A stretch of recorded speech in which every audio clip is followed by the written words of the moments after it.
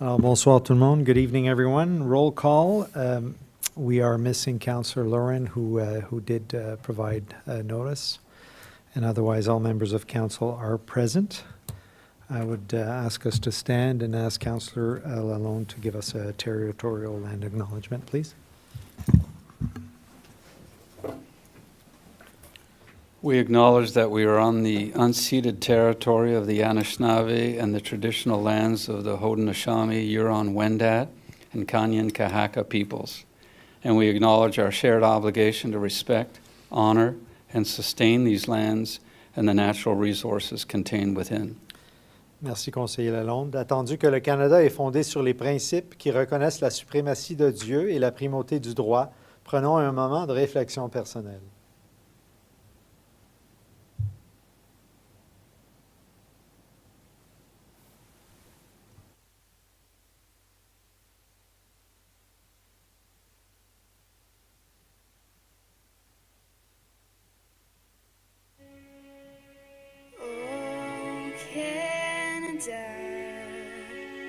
Our home and native land, true patriot love in all of us command. Car ton bras s'est porté les paix, il s'est porté la croix. Ton histoire est une épopée des plus brillants exploits. God keep our land glorious and free. Oh, Canada, we stand on guard for thee. Oh, Canada, we stand on guard for thee.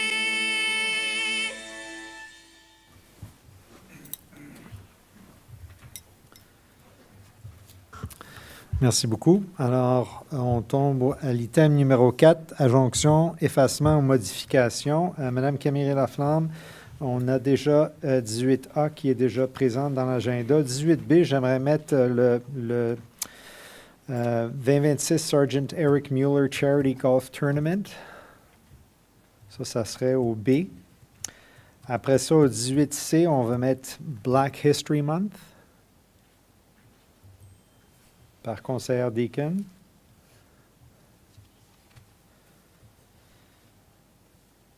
Après ça, au 18D, on va mettre Township Official Plan Update.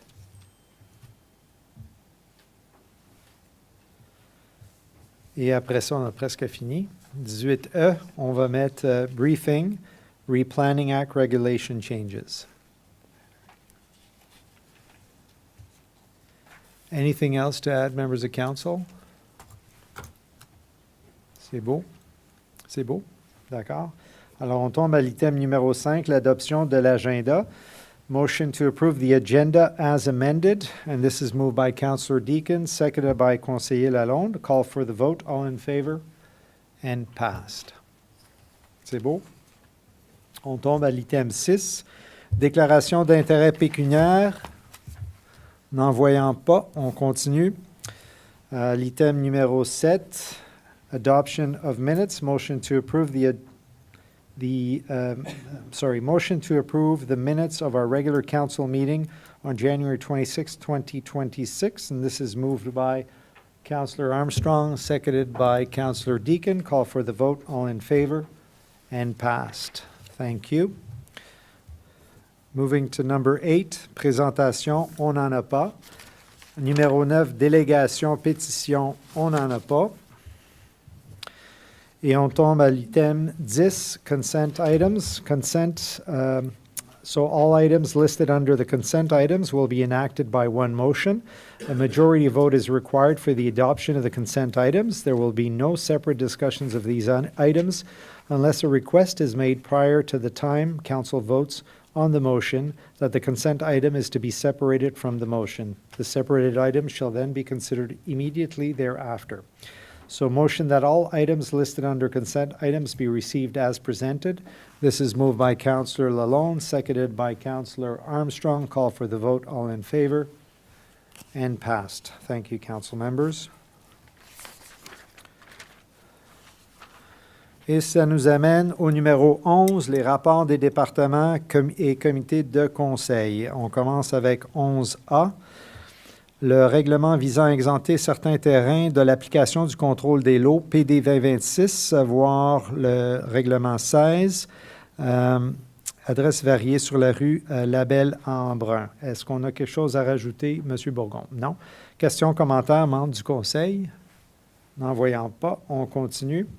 Item B, bylaw to exempt certain lands from part lot control, PD 2026, again refer to number 16 in bylaws, 106 and 108, Dove House Gardens in Russell. Anything to add, M. Bourgon? Questions or comments, members of council? Seeing none, we will move forward. Alors, ça nous amène à l'item C. The council received report CSAS FS 2026-4 dated February 9th, 2026 and approved the proposed bylaw to amend Schedule C1 of the user fees and charges bylaw 2025-130 to reflect the amendment approved on January 26, 2026 by bylaw 2026-07 to include the new development charges rate. So I believe this is a housekeeping issue to update the user fee bylaws that we have previously approved. Anything else to add from staff? No? Questions, comments, members of council? No? All right. We are moving to item D. The council receives report CSAS FS 2026-05 dated February 9th, 2026 and approved the proposed bylaw to amend the user fees and charges bylaw 2025-130 to add the following clauses. 1, the implementation of an annual automatic cost of living adjustment, COLA, to all township user fees across all departments except development charges, effective starting in 2027. 2, that development charges remain excluded given that they are updated automatically twice per year under the approved DC bylaw requirement. 3, that each department continue to conduct full user fee market and cost recovery reviews every 3 to 4 years to ensure that the fees remain competitive and financially sustainable, with COLA minimizing the need for major adjustments. And 4, that council approve the addition of a clause in the user fee bylaw authorizing the administration with CAO approval to temporarily adjust or waive a fee in urgent or exceptional situations without requiring prior council approval. Monsieur Dagenet, quelque chose à rajouter? Bonsoir, Monsieur le maire et chers membres du conseil. Donc, non, les recommandations sont assez straightforward. Si vous avez des questions. Merci, Monsieur Dagenet. I think COLA adjustment makes sense to me. Excluding DCs makes sense to me. Full user fee review every 3 to 4 years makes sense. I have questions around the temporary adjustment or waiver. I'm not sure that I'm comfortable with that. I would like to better understand the rationale behind it. So for me, adjustment assumes higher or lower. So if the goal is to have the ability to say lower a fee, then it should be stated that way. Either way, I would like to understand a little bit more why the waiver. And not to say that I won't support it, but I need to understand it. Well, it came from the incident that arrived in November and December with the postal strike. So we couldn't take a decision before to waive off the late payment fee or to waive the there's a fee when a resident wants to print a copy of his invoice. So because of that, we find that it could be interesting for us if we can, when there is an incident like that we can take a decision and move forward and then come back to council, and we could give you an update on the decision that was taken and on the impact of that decision. So, Is it fair to say that under no normal circumstances, we would increase a fee? Like individually, because when we say adjustment could mean a reduction or an increase. And so I'm just asking if it's maybe worthwhile changing that to reduce a fee or instead of the word adjustment. I don't have any example right now that we would need to increase a fee, but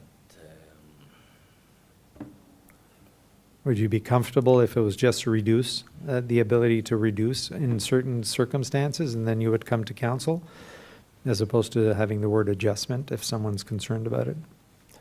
yes, I would. You're comfortable with Let's that? start with that. Yeah, does that make sense? Okay, any other questions from members of council? Councillor Armstrong. Yeah, my first question is, does this increase apply to the administrative monetary penalties? Monsieur Dagenet. The way it's written, it's to all user fee. Councillor The Armstrong? question in my mind was, is an administrative monetary penalty a user fee? If it's not, that's fine with me, by the way. If that's the interpretation, that it is not a user fee, that's just great. But if it is, are we jumping them up? It's not a user fee. Okay, Okay, then. so those would be excluded from this. Okay, so they're excluded. The next thing that I was wondering about was the cost of living adjustment is based on what? The consumer price index, inflation? Monsieur Dagenet? Yes, it's the same that we use for our increase in wages every year, and the one that was approved earlier this year for the building permit fees. So the CPI? No, it's CPI? the COLA. The No, co- I understand, but we use the construction. The It's not construction? Construction or consumer? That's why It's I'm consumer. consumer price. So what I will ask when we get into the actual bylaws, if we can separate this one out, because I'd like to change the term from COLA to consumer price index adjustment. Okay, any impact on that in doing it that way? I mean, that's what we use. Is I there, don't see an impact, no. there is no negative, like, and that's through, like, eventually that would affect all our bylaws that include COLA. Well, I haven't read all the other the No, bylaws. no, if I'm we just- use the COLA term or if we use the consumer price index. Mais on est confortable qu'on se sert du Consumer Price Index, du CPI, fait que ça ne change rien à la fin de la journée. C'est ce que je demande. Est-ce que j'irais, like, does that make sense? That this doesn't change anything? I mean, I'm happy to oblige in Councillor Armstrong's Yeah, approach. yeah, it's probably better that we use the CPI term in the bylaw than the COLA. Yeah. Okay. Why I said that, That's it's just, it's clearer for the public, if they ever read the That's fair. bylaw, that they know what we had in mind. Okay, thank you. Okay, so we will, when we get to the bylaw piece, we'll have to, c'est-tu dans le, ça serait-tu ici qu'on ajuste ça ou bien ça serait dans le bylaw? Il me semble que ça serait ici, non? Oui, Monsieur le maire, ça serait ici dans la résolution. Puis si on amende des choses, bien là, on Il faut la amenderait retirer. aussi Okay. le bylaw. So I think we're just going to end up pulling this item Okay, to make that adjustment. okay. And then we can, and what are your thoughts, council members, in terms of the increase or just the word adjustment, okay, with council? I mean, it just jumped out at me. I'm okay with it if council agrees with it. I mean, adjustment in the sense that if we are going to increase it with cost of living, then technically it will increase, so adjustment is maybe the right term. Any other thoughts on this item? No? Okay, so we will, sorry, no? We will pull this item and we'll bring it back at the table and we'll look at those changes, okay? I'm just going to write myself a note.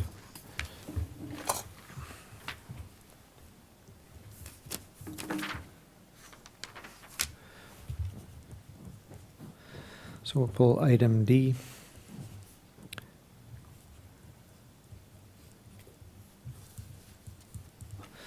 Okay, any other questions or comments on this item? It will be pulled, so we'll have a chance to bring it back and discuss it a bit more after. Thank you, councillors, Councillor Armstrong, for the insight. We are moving to item E, that council receives report PIC 2026-05 dated February 9th, 2026, and approve the proposed bylaw as recommended in this report to amend the Schedule 1 of the Traffic and Parking Bylaw 31-2004 to restrict the parking along Saint-Moritz Terrace in Embrun for the duration of the construction of the new residential project. So the goal here is to restrict the parking along Saint-Moritz Terrace in Embrun for the duration of the construction, and this is starting as of March 1st to September 30th, 2027. Quick question, Madame Bourdeau, in terms of the impact on local residents, specifically around winter 2027, will we have some challenges around that? What is recommended is that it be only Monday to Friday, 6 to 6. So I would think that most of the parking is, you mean the residents living? That are currently using it. So we are going to displace some residents because I see that people do park there regularly. And so in the summer, it's not as bad, but in the winter, it's more challenging in terms of parking. And so I'm wondering, are we taking this into account for our residents? Is there an ability to, so those residents could go park in the park parking lot not too far from there? Does that make sense, or? Well, the park is used for winter parking purposes. Yeah, it is, eh? If like the reasoning for this is for the delivery of Deliveries, yeah. materials. So if we don't do this, then the contractors park there. So it's not I see the what you mean. residents, but it's the people working on the site. Okay. So this will push the people working on the site further To down park the somewhere road, else. but Okay. it's to allow for the delivery of materials. Okay, merci. Anything else to add on this? De votre côté, non? Question, commentaire, membres du conseil sur ça? No, question answered. Conseiller Lalonde? Yeah, just to clarify, is this on the south side of that street, the side of the street that the development's taking place on? Yes, Yes. it's in front of that building, the construction site.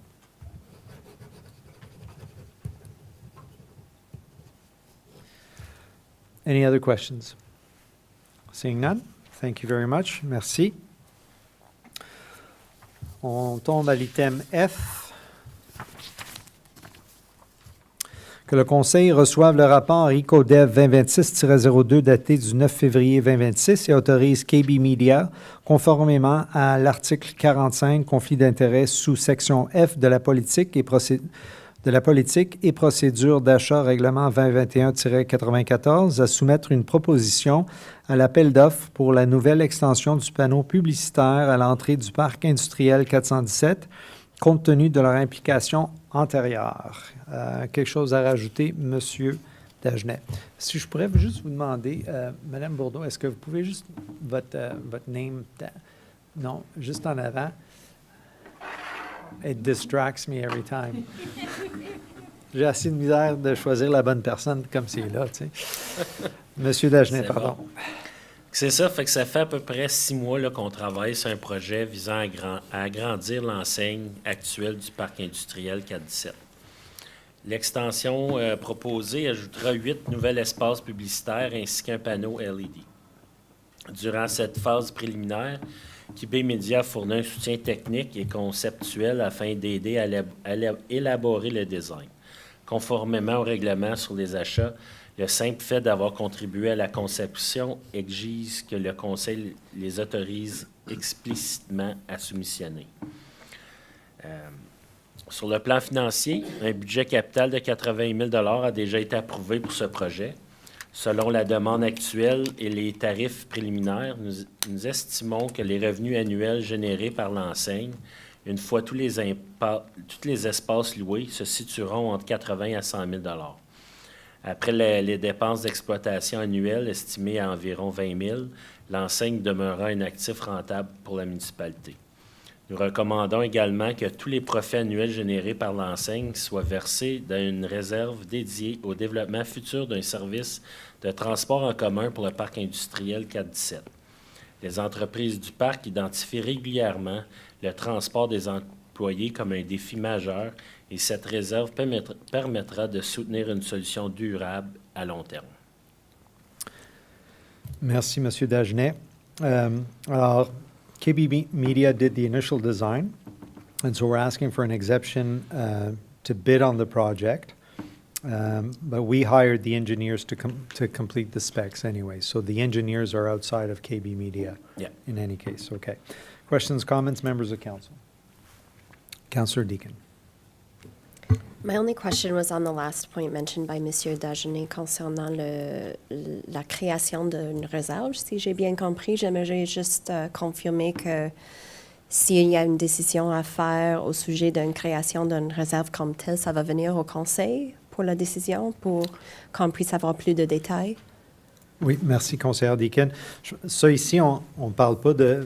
Ça, c'est juste du commentaire ajouté sur la direction éventuelle. Il n'y a pas de décision qui se fait en ce moment. Normalement, si on crée une réserve, ça viendrait au Conseil automatiquement, right? Si on, Oui. si on change de direction, oui. Ou on va pouvoir en discuter pendant le budget 2027. Merci. Merci. Merci beaucoup. Alors, on tombe à l'item G. The council receives report PR 2026-02 dated February 9th, 2026. And one, decline an ad hoc request of $500 from the Russell Optimist Club and approve an in-kind request in the amount of $537 for the use of the hall. Madame Guittard.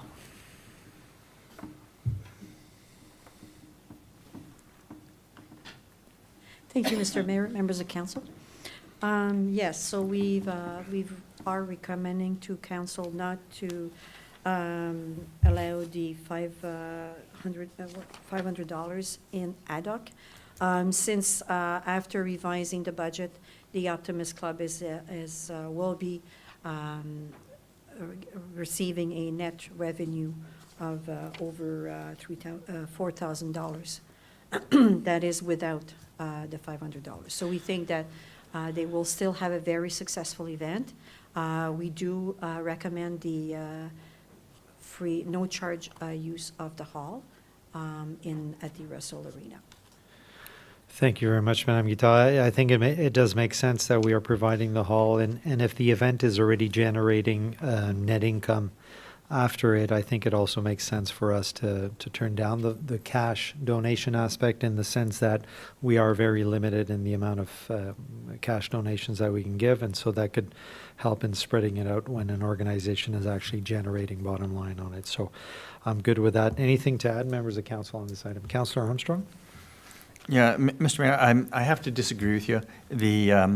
In that the Optimist Club does a good job in Russell, and it spends a lot of money on community projects. So I don't believe this money is just going to walk away. We're going to see all of that money back in some community project that will be supported, and I'm willing to vote for an additional $500 in ad hoc funding. It's well spent, I think, in my mind. Thank you, Councillor. That's the beauty of council. We don't always have to agree, so. Any other comments on this? Okay, so I think we'll separate this item then. Okay. So item G.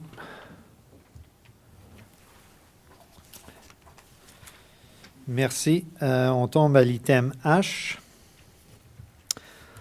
Alors que le Conseil reçoive le rapport FIRE 2026-01 daté du 9 février 2026 et 1. Adopte le règlement visant à modifier et à mettre à jour l'entente d'aide automatique actuelle avec la Ville d'Ottawa concernant la prestation de soutien par camion-citerne à l'intervention initiale de suppression pour le parc 417, de la 417, et 2, que le maire et la greffière soient autorisés à signer l'entente.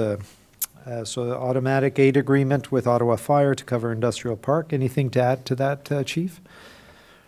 Thank you, Your Worship, and members of council. So this is a current agreement that we have that kind of had lapsed. So we're looking to update it for another 3 years. You can see from the report, we only asked them twice. That's a good sign. Twice to come to the 417 Industrial Park. So they would be dispatched or contacted for confirmed working fires to assist us in the Industrial Park. Fantastic, thank you. Questions, comments, members of council on this item? Councillor Armstrong? Just out of my curiosity, how much did those two responses cost us? And about how much would it cost? Chief? $0. They did not charge us. So that's good? Good deal. Yeah, that's a good deal. They may charge us, but they did not charge us. So the fees are there. Potentially, they could charge us. We buy enough water from them that they should give us a discount. Any other questions or comments on this item? No? Okay. So we are moving to item I. Okay, that council receives report CAO 2026-02 dated February 9th, 2026 and resolved not to support the resolution adopted by the City of Clarence-Rockland requesting that the United Counties of Prescott and Russell evaluate the implementation of a county-level OPP service delivery and governance model, and that this decision be forwarded to the Council of the United Counties of Prescott-Russell, all local municipalities within the UCPR, and the Ministry of the Solicitor General. So just to give a little bit of background on this, this was brought to the counties at our last county meeting, and it was a resolution from Clarence-Rockland to look at looking at the service model that is currently in place. The service model that is currently in place with the OPP. Basically, there's an OPP funding model where they charge us a base price, and then they charge us based on service calls, based on transportation, based on overtime. It's itemized. It's a very expensive part of what we pay here, and those fees are very different across municipalities and the counties. And I believe that there was an attachment that was provided to council as well to give you an idea of what a review of that service model would look like for our community specifically. It would not be good for our community. Although the township here would remove a large cost, the residents of this community would still pay that cost, plus about $1.3 million more through the counties. And as such, it's not the way it was presented certainly is not something that I would have supported. But at the time when this was brought forward by the Clarence Council, Clarence-Rockland Council, we were missing a couple of mayors, so I asked to defer it. And in that deferral time, we also made a decision to, because it came from a council, a municipal council, we asked that this decision be kind of brought back to all the municipal councils across the 8 municipalities. So that's why it's here today. And you've all had a chance to look at the numbers. If you have any questions, Monsieur Godin, Monsieur Dagenet, anything else to add to that? Merci, Monsieur Maire. Bonsoir, chers membres du Conseil. No, I think you summarized it well. Appendix 2 demonstrates the financial numbers and what the implications would be on our taxpayers. So I think the numbers speak for themselves, but I'm happy to answer any questions if there are any in regards to that. Questions, Councillor Deacon? Oh, I'd like to better understand the formula that was used. It seems like a very straightforward table that was brought forth, but I don't really understand how that came to be. And I think that this would require quite a complex analysis, and I'm almost concerned that what we're looking at is simplified. sure. So without getting into the too nitty gritty, It's okay. to me, there's a lack of information here for me to be in favor, but it's more that I don't know what I don't know about how these numbers came to be and whether they really represent. Well, that's what that study would be for, would be to get more in depth. So I'm struggling with that. Yeah. I think in the table, do we have everything broken down in the table, or is it just total cost? I forget what we had there. Mr. Clement? Thank you, Mr. Mayor. So we do have, there's a breakdown of, so what the table is showing is if the invoice, all 8 OPP invoices that all 8 local municipalities receive was. Sorry to interrupt. Can we just put it up, maybe? Appendix 2, yeah. Merci. Sorry, Mr. Goodnight.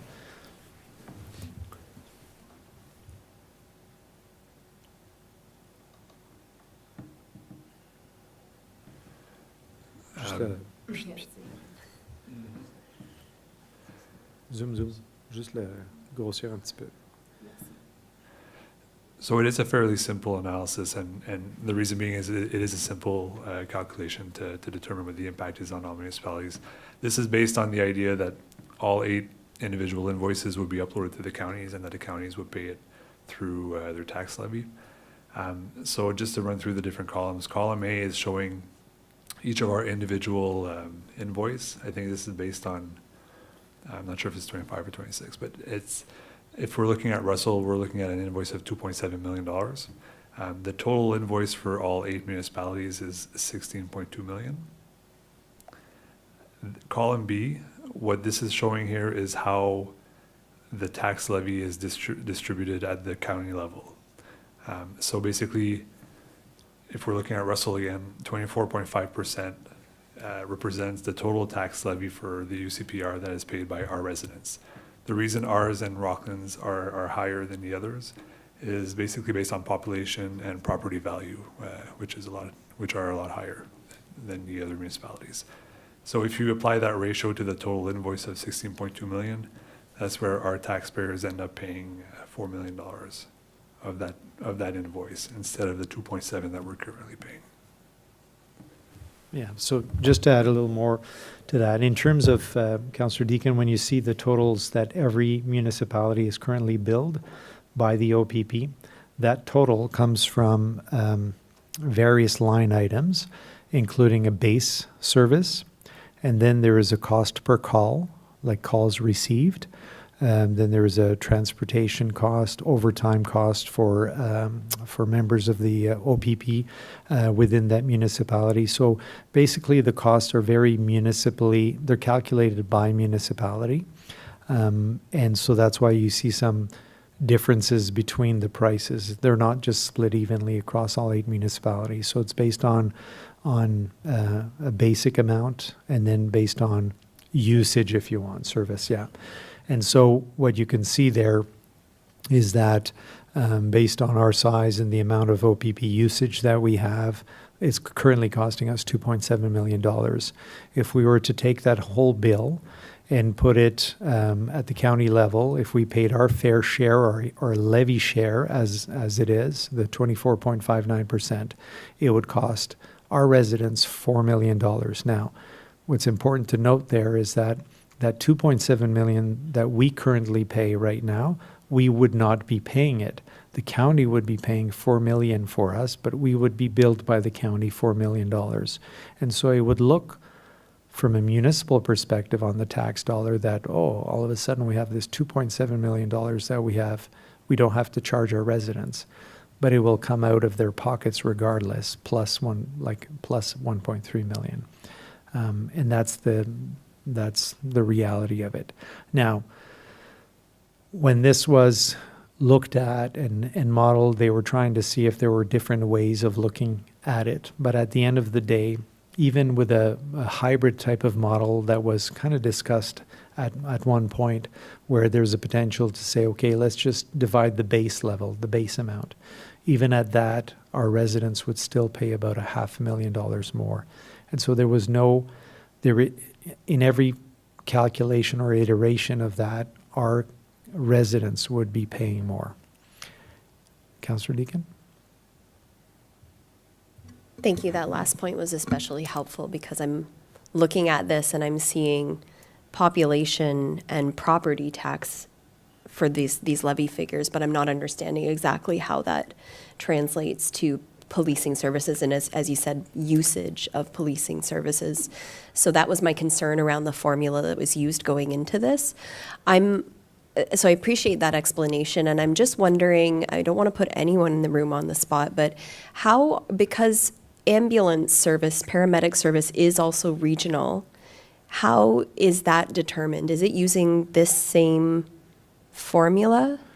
Or is that because that's a provincial, That's a great question, Councillor Deakin, and perfect question to ask, actually. So the difference, and someone could say, well, we're doing it because we are doing it at the ambulance level is at the county level. So the ambulance service is 100% controlled by the United Counties of Prescott-Russell.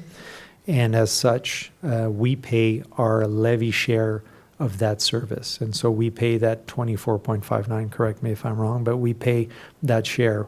And so we do carry a bigger part of that ambulance service cost, but at the same token, we also have a seat at the table that allows us to control somewhat that cost because we are the body at the United Counties that approves the budgets.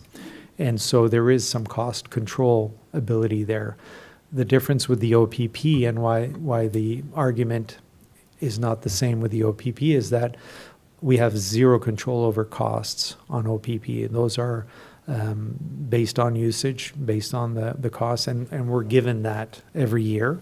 And there was that huge increase there a couple of years ago. And so, again, no control over the cost. And so the OPP provides it to us based on usage and service usage. And at the county level for the ambulances, it is based at the county level, and we just pay that fee based on our levy. But we do control the budget and the operating budget and where the service is located, like we have the ambulance station here and so on. So that's a little bit of a difference. It's not entirely the same as the OPP would be. Thank you. Any other questions on this item, Councillor Lalonde?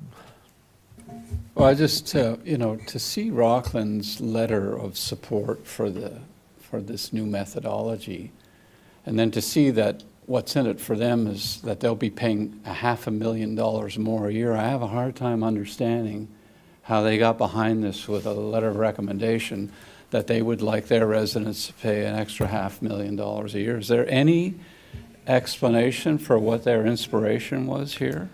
I think the question would have to go to the council. I don't know that the numbers you see there are factual. Now, the only difference there, Councillor Lalonde, that I could speak to is that if in the end of that discussion there was an agreement to do a hybrid model of the payment, in the sense that, for example, we would only split the base cost and not the per call cost.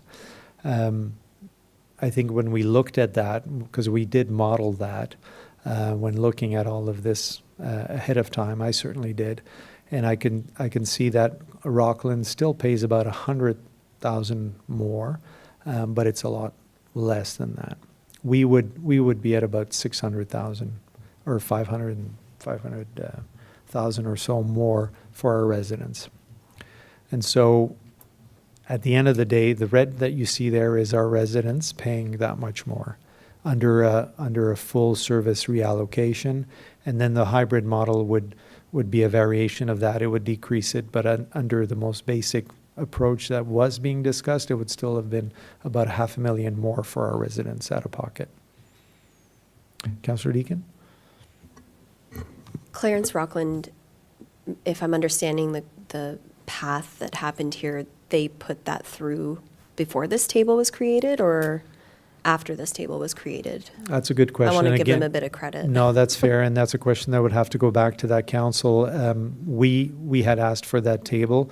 I had seen this table before because I had asked the finance person at the time to model a previous year. This is 2026. I had already had access to a 2025 one, but I don't know if council and Clarence Rockland did or not. You would have to check that with them. Their resolution came without a table, and so I think it might be a fair assumption. But those are the numbers. They're on blue and white in this sense, or black and red. and again, you know, from a municipal perspective right now, if we look at these numbers, for us to save $2.7 million from our annual budget, it would be great for our staff team to be able to say, hey, look at that, we saved $2.7 million. And our residents, you know, maybe that year or the next year, we'd be able to say, we're lowering taxes by 2%, but the increase of 1.3 million would probably be about a 7 or 8% increase on its own at the county level. So, any other questions on this? Councillor Armstrong. Okay, so I'm going to have to explain this to some people. So I don't want to go through all of the details of the OPP billing. So if I explain this simply as, because the average property assessment in the township of Russell is significantly higher than it is in other municipalities in the UCPR, we will be paying a significantly higher proportion of the OPP bill for the counties than what we are paying now. Is that Well, fairly much? not necessarily. It does come into play a little bit, but the biggest difference that you'll see there is on the usage of the service. In other words, the calls, the overtime, and so on. So if you had a full table to look at, you would see certain municipalities incur a lot more cost on a per household basis based on usage of the service. I'm careful in choosing my words there, but on usage of the service, and that has a pretty major impact, Councillor Armstrong. And we don't see it here because they're aggregated numbers, but the reality is that that's a significant. And so to give you an idea of the impact, if you look at the ones that would have the most positive impact, can give you an idea of where I'm going here. Okay, I think I can work that in. Thanks. Any other questions on this? Okay, we'll move forward then. Thank you. Moving to item J. Que le Conseil reçoive le tableau révisé daté du 9 février 2026 avec les modifications proposées au règlement de procédure 2021-127 et autorise la greffière d'aller de l'avant pour présenter le règlement avec les modifications proposées pour considération à la prochaine séance ordinaire du Conseil, soit le 23 février 2026. Madame Camille-Laflamme, ça, c'est revenu quelquefois, là. Alors, je pense qu'on arrive à ce qu'on avait discuté. Puis, si je peux, moi, de mon côté, faire un genre de sommaire, I believe that the changes that council did agree on have been reflected there properly, and those that we've agreed not to move forward with have also been properly reflected on the changes. Anything to add there, Madame Camille-Laflamme? Mr. Mayor, just that all the changes from the last meeting are in yellow, highlighted, and some explanation are on the right side in yellow as well. And there was 2 parts that were removed from the last council meeting. So I'm here to answer any questions. Merci beaucoup. Questions, commentaires, membres du Conseil? Conseiller Lalonde? Yeah, I appreciate that 4.3 was completely removed, which was, I guess, the frequency of meetings, which I guess had to do with the majority of council supporting leaving it as it is, the 2 meetings a month. Again, I would have thought that there would have been an opportunity for either a hybrid or a modified or a pilot attempt at maybe reducing by one meeting or two with the replacement of, for instance, town halls. But then I was reminded that strategy with the town halls is really slated for 2027, so I'm probably getting a little bit ahead of myself. I might have still supported giving one of those town halls a try in May time and eliminating one of our council meetings, but because of the clarification that strategy is really applying to town halls that are expected in 2027, I guess that'll be a discussion for council at budget time this fall, so I'll leave things as they are. Thank you, Councillor. Councillor Deacon? Yeah, I just had a simple question on the online, bringing in the online possibility to submit questions. So if I understand the way I'm reading it, this will be brought back once that tool or method of submitting a question is implemented, as the procedural bylaw, I think, would need to be amended to include that possibility. Madame Camille-Laflamme? Yes, Mr. Mayor, so are we talking about 10.3.11? Yes. In this case, okay. So council at the last meeting asked to bring back the first paragraph in yellow, so we brought it back, and all the rest was already there that you had asked for Yes, to so add. We have added online submissions, right? Yeah, Yeah. well, it was there, but we had removed the first part, so you had asked at the last meeting that both stay there. And we added our, the administration information on the right. So the last comment is administration recommendation that this new option to submit questions from the public in writing be implemented only when the new website or public engagement portal is launched. And that was because of the other paragraph before, that the recommendation was to wait in 2027 to review as well and consider the changes to the question period. That was from the public engagement plan, December 8th. So the online portion of the question period, does it have to come back the way it's written here? Does it have to come back, or will we just be able to implement it based on the way it's written here? Just to clarify. Presently, we put it on as council asked, but we recommend not to put it right now. In writing, be implemented only when the new website or public engagement portal is launched, because right now we're switching website. So if we do something maybe for a few weeks, not even a month, and then we'll have to change, and the portal as well. Non, mais juste clarification. Comme c'est écrit là, on l'a rajouté. C'est ça? Oui, le Oui, conseil OK, voulait qu'on OK. le rajoute. Alors, on l'a rajouté.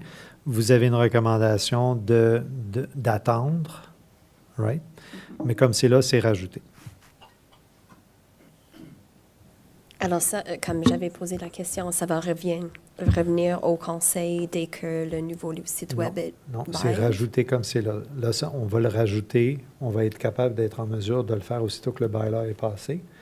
La recommandation du staff, c'est d'attendre jusqu'à temps qu'il y ait le nouveau site web. So, it is being added, and as council requested, but staff is recommending to wait until the updated website. Madame Camille-Laflamme, is that accurate? Yes, Yeah. Mr. So it's Desjardins there, can it's there. add to this as well. Yeah, so the plan is that it will be part of the new website or the public engagement platform. But the way it's written there is we are adding it. We don't have to come back to council to request to add it later on. No, it's added. Yeah. It's just, it won't be added in tomorrow. It'll be implemented when the new website or the portal will be live. Councillor Deacon? Sorry, I just need to be extra clear. So the procedural bylaw will not need to come back to council and be amended once this is live on the website. Because right now it reads, may, for a period not exceeding 3 minutes each, ask questions. There's no mention in what we're revising tonight. So just from a bylaw approval perspective, that will have to come back to us once the website is live to incorporate the online option in the procedural bylaw? I would recommend, Mr. Mayor, since the note, if council wants to go ahead with both of what is already there, we could add a note in the procedural bylaw that this will start as indicated on the right side. Can we make this a little bit bigger? I thought I read that it was added in there already. Yes, it's there, but just like Councillor Deakin said, when we bring back the bylaw, I can add just a little portion at the bottom that will say, this will be implemented only when the new website or public engagement portal is launched. Yeah. So this way it's clear if someone comes, like, it won't be tomorrow, like. I understand. So the way it's written right now, and pardon me and I appreciate Councillor Deakin wanting that clarity. Oh, I see. The way it's written right now is we are adding it. Monsieur Godin? Merci, Mr. Mayor. So you're correct, it's written like that, with a recommendation that we implement that with the software when it's available. And tonight, we're not adopting the bylaw. No, that's right. So whatever is decided tonight, we can Come back make with sure the that, final exactly. version. Yeah. So we agree at this table that we want that ability for residents to ask questions on the agenda through an online process. We do not have this process ready at this time. Once the process is ready, it will automatically, ça va enclencher automatiquement. Il ne va pas falloir revenir après que le bylaw est approuvé.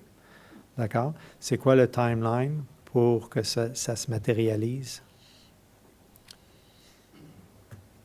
We're still aiming for a new website in this summer. So Okay, so just to have that opportunity. Now, until then, residents could always email any of us with questions ahead of time, as it's always been customary. Does that answer your question, Councillor Deakin? Thank you. Clear as a bell. Okay. Councillor Armstrong, you had your hand up? Yeah, do you think on when it comes into force, I would just say the online portion would come into force when council approves the new website, or when the new website is online and operating. Does that need to be part of the bylaw? Like I mentioned, Mr. Mayor, yes, we could add that last Okay. part, because it says implemented only when the new website or public engagement portal is launched. Okay. So there Okay. is Yep. both. Yeah, fair. Excellent. So we could add this part in the procedural bylaw, so we're safe, so when it's one of Formidable. the. Je pense qu'on est tous sur la même page. Tout le monde est d'accord? Conseiller Armstrong? I have one other question, two other questions. One, the online portion, it says may submit one question. Is that one question per individual or one question per item? And secondly, why did we put one? I don't remember. Je ne suis pas sûr non plus. Madame Camille-Laflamme, est-ce qu'il y a une limite de questions que les résidents peuvent poser online? Mr. Mayor, can we know where the one is exactly that Councillor Armstrong's referring? Yeah, right below the yellow portion. Okay, In the second line, it says, One. public may submit one question. Madame Camille-Laflamme?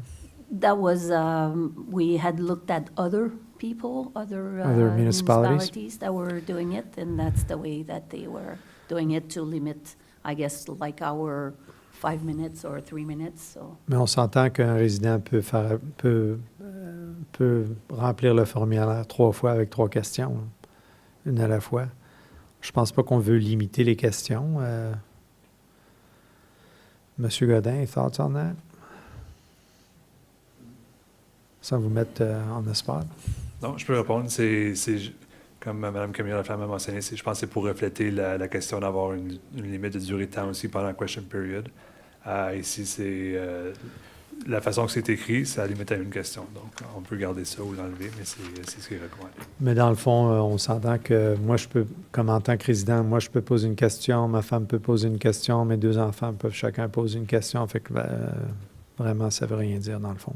On s'entend que Mais l'idée aussi, c'est que ça va être lu publiquement. Ces questions-là vont être lues publiquement et répondues publiquement, c'est ça. Fait qu'il faut quand même, il faut avoir une limite. Là, on voudrait pas avoir 300 questions. là. C'est ça l'idée. Oui. OK.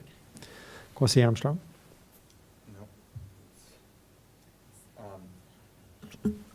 Sorry, I'm just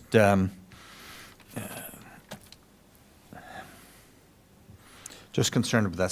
Sometimes one item may generate 2 or 3 questions from one individual who has a specific interest or knowledge about that subject, and limiting to one just may make it awkward. I know what would happen, of course, is someone's really interested, they just have Reach 3 out to- people each submit a question on it. Yeah, but, or reach out to a council member to but, get clarification on it. It's just that limiting it to one is a little restrictive in my point of view.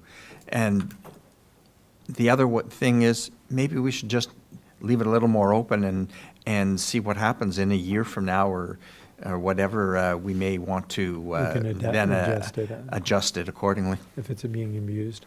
I think that's a fair direction. I mean, we could be a little less prescriptive about that in the sense that we leave it, and if it's problematic, we deal with it.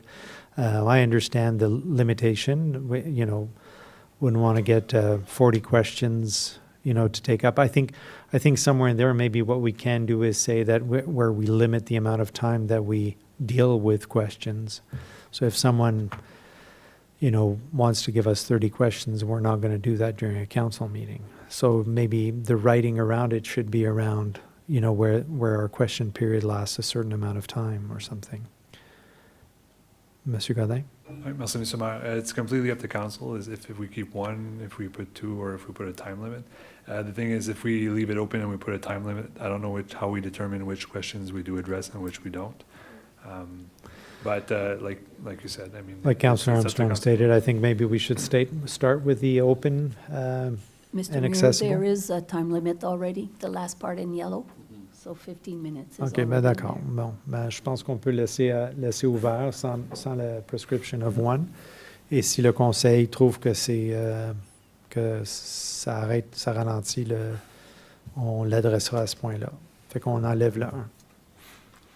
The other thing I would expect is when questions are read out, when I was down the other end, I would come in sometimes with 10 questions, and council's discussion would answer 9. And when we have cases like that, the staff can just say, that's already been answered, or the mayor can say, that's been answered, Yeah. and move things along. Glad to hear that we were able to answer some of your questions. OK. Je pense qu'on est sur la même page, encore une fois. Oui? Membre du conseil? Oui. Merci tout le monde. Bonne discussion. Monsieur le maire, est-ce que Oui. je peux poser une question? Donc, tout le reste, à part d'enlever le 1, ajouter la partie pour le portal puis le website, tout le reste, le conseil est d'accord Oui, pour revenir? je pense qu'on est sur la même page. Oui, absolument. Merci beaucoup pour tout le travail Merci. et les changements. C'est bien apprécié. Alors, on tombe à l'item K. The council receive and approve the recommendation from CDEI-AC 2026-01 from the Community Diversity, Equity, and Inclusion Advisory Committee dated January 12, 2026 regarding barriers and biases in the township programs, policies, and bylaws. Councillor Deacon, this is the committee you chair. Anything to add? Sure, I'm happy to. So, as we saw with the Diwali fireworks initially being omitted from the fireworks bylaw, that came to the committee, that issue, and was discussed at the committee. And administration was able to move swiftly to ensure that council was able to deliberate and ultimately approve an amendment to that fireworks bylaw where Diwali celebrations would be included and fireworks would be, according to the fireworks bylaw, permitted as they are on Saint Jean-Baptiste, on Canada Day, on New Year's, etc. But it brought the question to the committee, which was, what can we bring forward to township and to council that could enable, or begin to enable the township to, as it's creating bylaws, as it's reviewing different policies, practices, especially related to those affecting staff or frontline to members of our community, how can we make sure that there's a tool in their toolbox whereby it could be accessed to actually prevent the creation of a bylaw that would omit such a celebration in the first place. So what came out of that discussion was formalizing for the administration, from the committee's perspective, multicultural and multi-faith considerations. You will see in the recommendation itself that came from the committee, as well as the schedule guidelines, which means, of course, that they are not hard and fast direction or firm, but moving towards having a toolkit, having a tool in that toolkit which can guide administration should it be accessed when developing such things. Excellent. Thank you very much. Monsieur Godin, from a staff perspective on this? Oui, merci, Monsieur le Maire. From the administration point of view, we gladly accept this. I mean, we can never have enough tools in our toolbox. So this is, I had some discussions with Mrs. Deacon as well on this, and having a recommendation from the committee helps us understand these issues and make sure we action them properly. So. Okay, perfect. Any other questions or comments, members of council? Madame Camirela. Mr. Mayor, I just want to point out that in the recommendation, it usually reads that council receive. And on this one, was mentioned receive and approve. So just that council knows there is that difference that Yep. usually is not there. But Anything to add, members of council? Merci. Thank you. All right, moving to item L. Que le Conseil reçoive la recommandation 2026-01 datée du 21 janvier 2025 du Comité consultatif sur l'environnement et la durabilité de donner la directive à l'administration de développer un règlement pour les arbres urbains selon le cadre de travail de l'annexe A de la recommandation. I'm extremely happy to see this come back. I would like to acknowledge the work of Councillors Deacon, who started us off with at our council meeting when this first came through, asking for a basic bylaw that's used in other municipalities. I would also like to acknowledge Councillor Armstrong chairing the committee, and of course the committee that brought all this forward. I want to state also at this point that, to me, the idea of having a committee of residents come together and look at these issues that are sometimes challenging for us here at the table and to give us guidance is really the best way for us to be able to move in a more informed way. And this is a perfect example, I think, certainly of that in full action. So a big shout out to the entire committee on this. And I'm really happy to see these guiding principles moving forward with a recommendation from the committee. So this is collaboration at its best, and I'm excited to see it move through. On that note, I would ask Councillor Armstrong, is there anything you would like to add to that? Yes, I have to again thank the committee. They'd been working on it for a very long time, not just in the term of this council, but in previous councils as well, to come up with a bylaw. There was a lot of controversy. We had people and questions at committee meetings, and some people feel very emotional about their own property, the trees on their property, etc. And so the search for a bylaw that would be meet the objectives of the township and our duty to protect the urban streetscape and the urban canopy, as well as meet the desires and the demands of residents that have, especially some that have very large properties, and to minimally affect them yet meet all our objectives, that was quite an accomplishment. And again, I'd like to acknowledge Councillor Deacon's good coaching and mediation abilities for coming up with some of this and getting people to agree to that. But at the last committee meeting, all committee members were present, and it was a unanimous vote, yes. That's fantastic. I love to hear that. Councillor Deacon, did you have anything to add? Thank you. I do want to bring some nuance into this. But first, I'll say that I just want to thank Councillor Armstrong and the committee as well, you know, sitting around many cups of coffee, haggling over some of the finer points. It's always appreciated, and that's one of the reasons that we do the work that we do up here on council. And I will say the nuance that I want to bring to it is that I do support the broad strokes of this framework, and that it's over to the administration to actually develop out the urban tree bylaw. And I don't want to see any finer points of what's in this framework holding us back from receiving and considering a bylaw that could be moved forward during this term of council. And so I just want to say that it would be on the administration and to make sure that it's clear for everyone to look at those finer points from feasibility, practicality, and enforceability perspective, and that I trust that they are well equipped to do so. Thank you. That goes to one last point I also wanted to make. So the Schedules A and B should only be viewed at this point as illustrative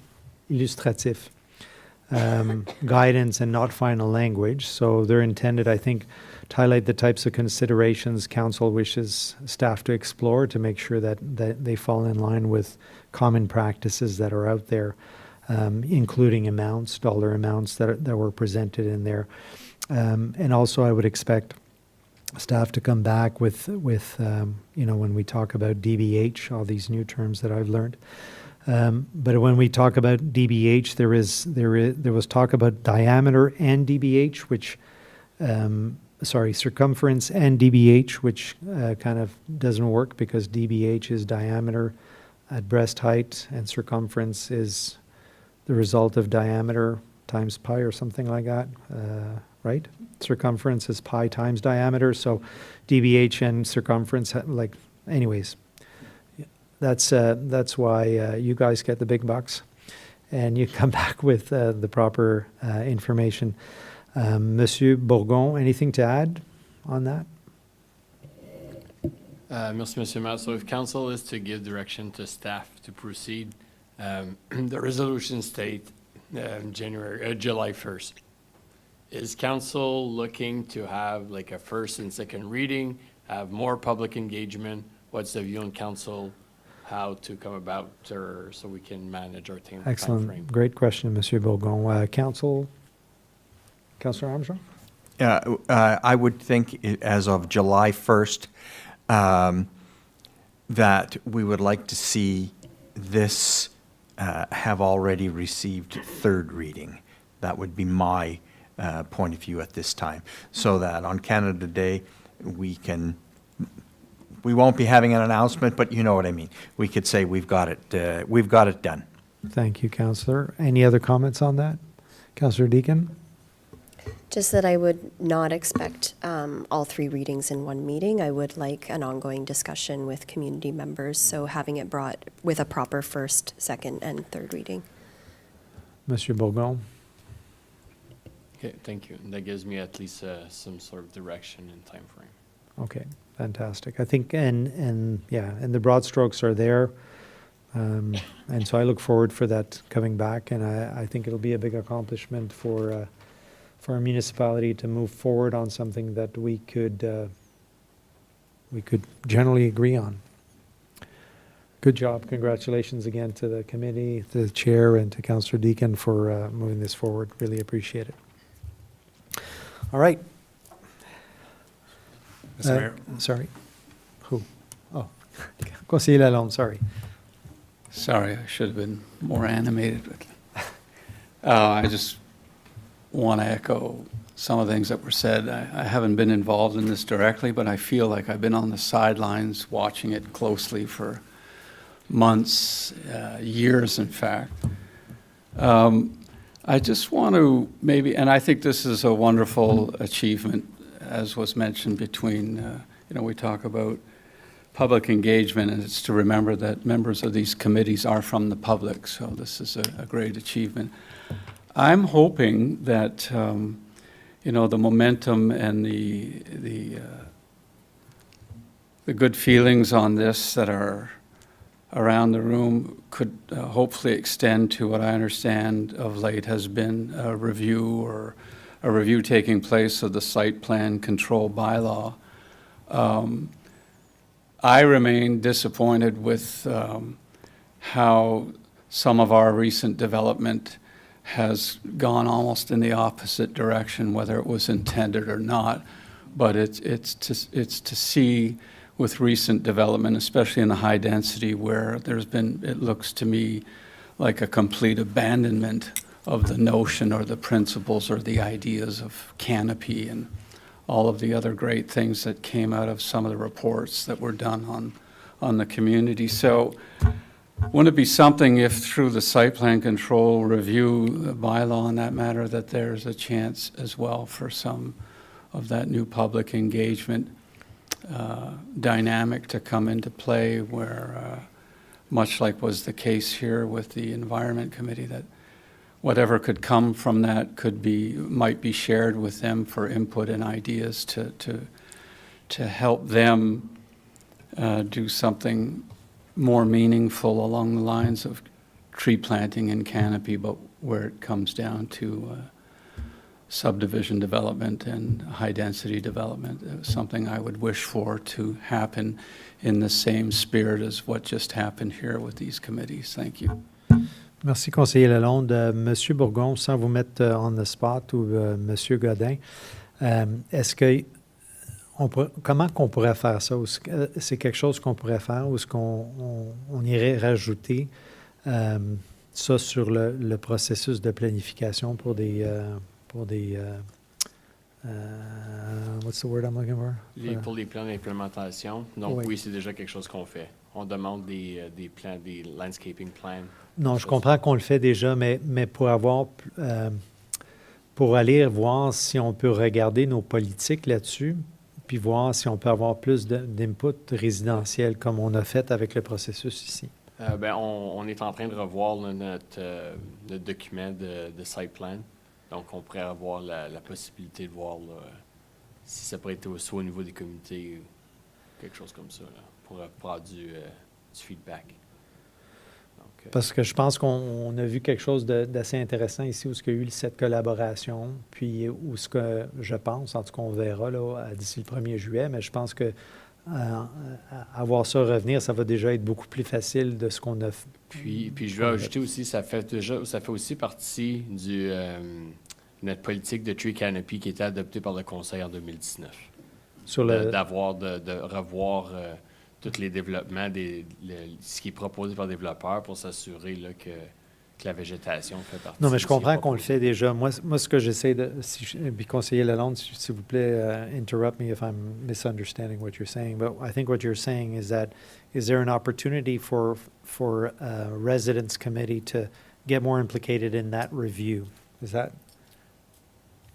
It's to hope that what has just happened here with that committee could also happen in the case of the current review taking place. I think it could generate some interesting ideas and possibilities, probably strengthen the work of staff as well, because I know there's a heart and a spirit with staff in my recent conversations to want to work towards something more meaningful there as well. So I think it would be, and I just lean back on the public engagement strategy where this is an opportunity to do something like that. So I would wish for that. Thanks. Does that make sense, Mr. Well, Bogo? that's what I mentioned by, while we're reviewing our manual for site plan right now, we could consider the option of going to committees to obtain feedback I think- before the final product. I think if it's fair and council, and I'll give you I'll let you speak in a sec. I think that's kind of the impression I'm getting from council. Does that make sense? To make sure that we do go to those committees, I mean, those residents are giving their time. Want to But we'll provide feedback. also need to consider terms of reference of the committees for those type of reviews as well. That's fair. But just from a general comment perspective and collecting comments and feedback, I think it's important. Councillor Deacon, sorry, go ahead. Yeah, I was going to suggest opening sooner than later for committee members to look at the current site plan bylaw and give in a proactive way what their vision would be, that it could then be considered by staff. So whereby here council directly asked for a framework from committee members, which was quite an ask, and it was at a very critical point in moving forward or not with the bylaw. Perhaps we could do it, there could be a review of the current one and how that is rolling out. So if you catch my drift, a little bit more on the front end rather than More like proactively. prescriptive Yeah. from the committee itself, but Yeah. definitely giving input as the review is done by staff. Yeah, so maybe what we can leave it at, and I'll give me a sec, maybe what we can leave it at is where we give direction to staff to say that we want more committee implication at that and at a proactive level wherever it's applicable. And maybe staff can come back to us with recommendations around that. Monsieur Bourgon? Mr. Mac, that's a good point, but I was going to add that Monsieur Godin will be presenting our 2026 business plan at the next council meeting, and the review of the site plan bylaw is one of the items. So I would suggest if council want to add direction to that specific item, maybe that would be the appropriate place to do so. I think that specific item is being discussed, but I think you're seeing a willingness from council to see that more of that involvement at a proactive development stage of these important ones, but the site plan is one. So do you want that direction right now, or are you suggesting we wait? Because I think we have unanimous support here in moving in that direction. I would be happy to, I would prefer to give you direction right now at this stage, because I think we have. And I just want council to consider that that's something to be added on our list as well. Yeah, of course, yeah. Just- But the committees are already meeting, right? We're not creating new committees. We're not asking more committee time. They're there, they're already giving their time, and I think they have a lot of valuable input that we should consider. And again, the example here is a perfect one. Monsieur Godin, Monsieur Bourgon, does that all make sense? Are we on the same page then? Monsieur Godin? Oui, merci, Monsieur Maire. Yeah, I think the direction is clear. Okay. I did want to mention as well, before we move on from the item, so 11L in the agenda is the resolution reads to receive it, and council does seem to want to support it. So if you do, it could be separated to vote on approving it. Yeah, but we're just, so what you're saying is you want direction to move forward on it, as opposed to just receiving it? I think Okay. it would make it clearer and make it That's fair. official. Thank you.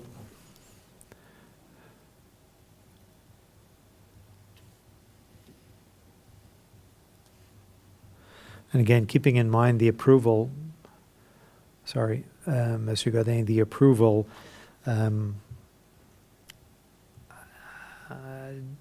just if I look at some of the schedules, we're not approving anything in those schedules. Those are general guidelines. So I don't want to, like using the word approval, I don't want it to be misconstrued that we're approving those fees or those DBH measurements with circumference included and so on. So Yeah, I agree, Mr. Mayor, but I think the resolution, or the resolution from the committee does read that it recommends that council direct the administration to implement those guidelines into a bylaw.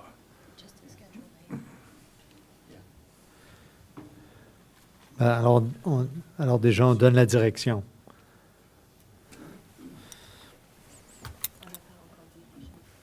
Non, mais on donne la direction ici. On donne la directive. We give direction. It's in here. It's already in here, isn't it? Give the direction.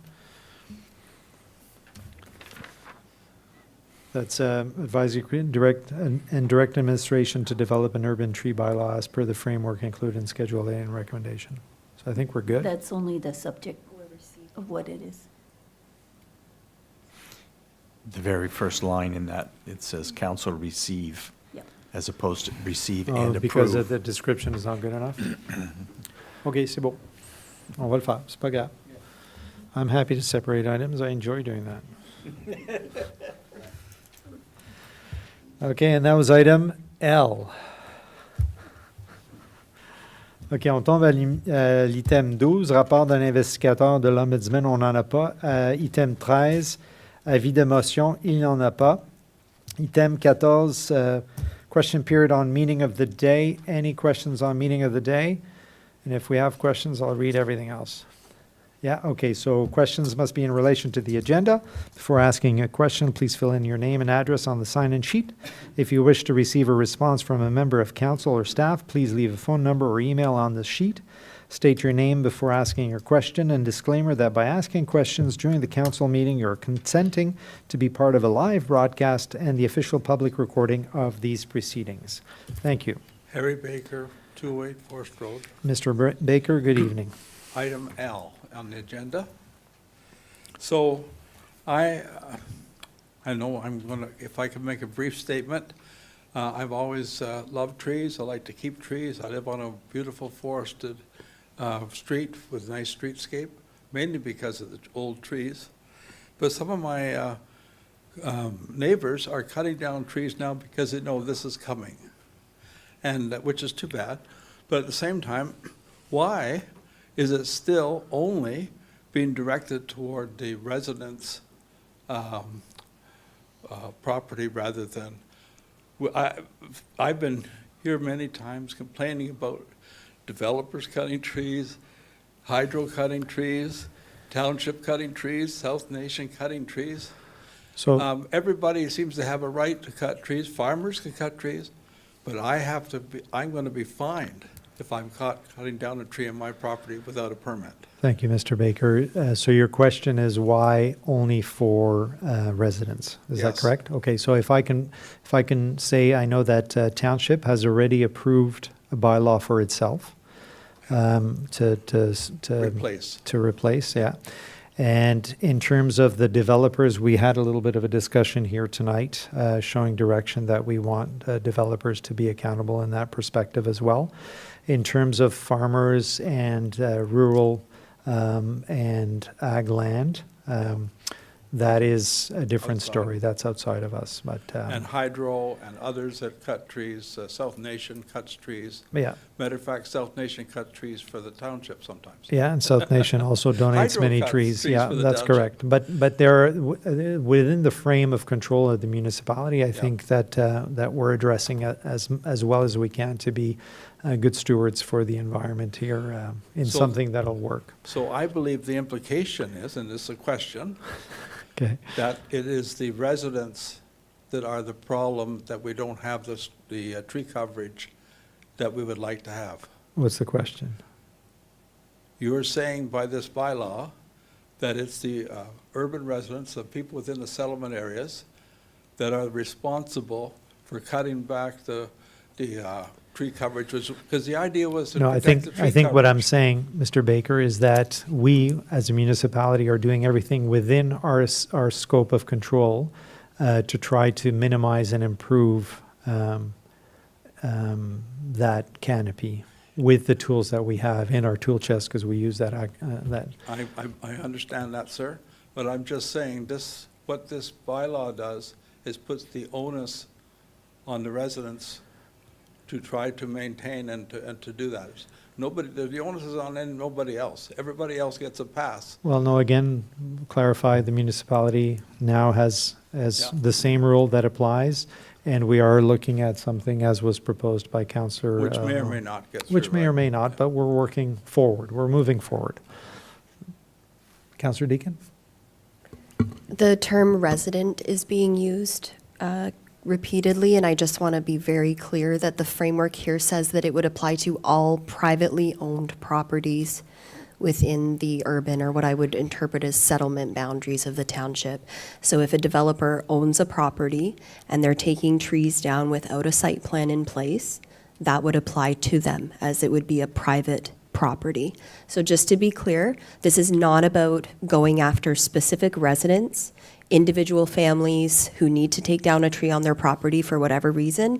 This is about maintaining as much tree canopy as we can and supporting future growth of canopy where trees cannot be replaced. And I'll just say again, specifically, I do agree that it is heartbreaking to see trees coming down in our rural areas. As a woodlot owner myself, it's deeply disturbing thinking about habitat loss, as well as what we haven't even calculated in terms of the natural infrastructure service that those woodlots are providing.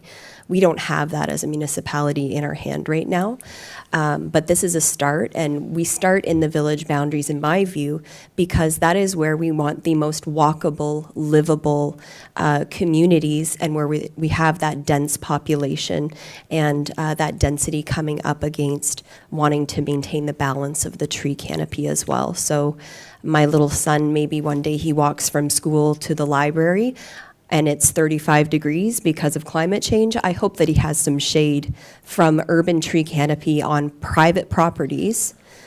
I don't care who owns the private property. I just hope that there's shade there that he's able to benefit from, so that he can make his way from one piece of public infrastructure to another safely and healthily. Thank you, Councillor Deacon. Mr. Baker, thank you very much. Any other questions? Good evening, Mr. Hunt. Do I need to say my name then? If you already Well, called you me should, that. for the public record. I'm just being polite, Mr. Hunt. Julian Hunt Caster. I have a question about the procedural bylaw update for the questions. It specifically states that to ask a question here, you need to be a resident or a business owner. But for the online portion, that's not directly mentioned. Will we be verifying the identity of people who pose questions via the portal, email, or email to councillors? Thank you. Madame Camille Laflamme, processus sur ça. How will we deal with that? Mr. Mayor, I would say the same process would apply. So they will need to provide a name and address within the township. So we'll have the ability to associate a resident to an email address to verify their identity. Madame Camille Laflamme, within the ability of, or within the limitations, I'm sure of, I can come up with any email address, but Right. someone will have to state their name and their address, and that could be verified, I'm sure. So what I'm getting at is if we have the ability to associate a resident to an email address to verify their identity, to ask a question, why is live stream questions excluded from these options? 'Cause that's been the objection every time we've brought it up to have questions through the live stream, is that we can't verify people's identity. And if we can verify their identity to an email, we can do it to a YouTube account or a Google account. So I'm wondering why that's being excluded. Yeah, so I'm not sure I fully follow Mr. Hunt, so I apologize, but what you're asking me is why are we not allowing people to email us a live question right now while we're in question period, you mean? You can post a comment on the YouTube live stream. Yeah, I'm that's fair. wondering why we're not. That's every a fair time I brought it up, question. it's been Yeah. explained that we can't verify their identity, but Yeah. if we can verify someone's email address, we can verify their account that they use to comment on the live stream. Sure. I would suspect that we can come back with an answer to that or validate that. And if we can't validate that, I'm sure that we can add that as part of the moving forward.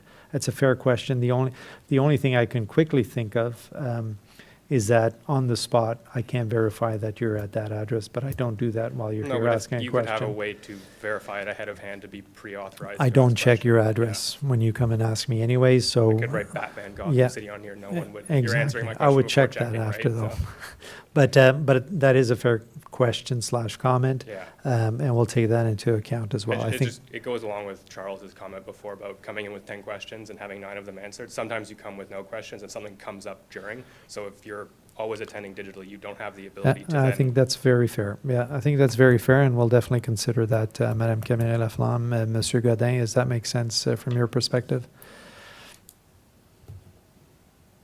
Merci, Monsieur Maire.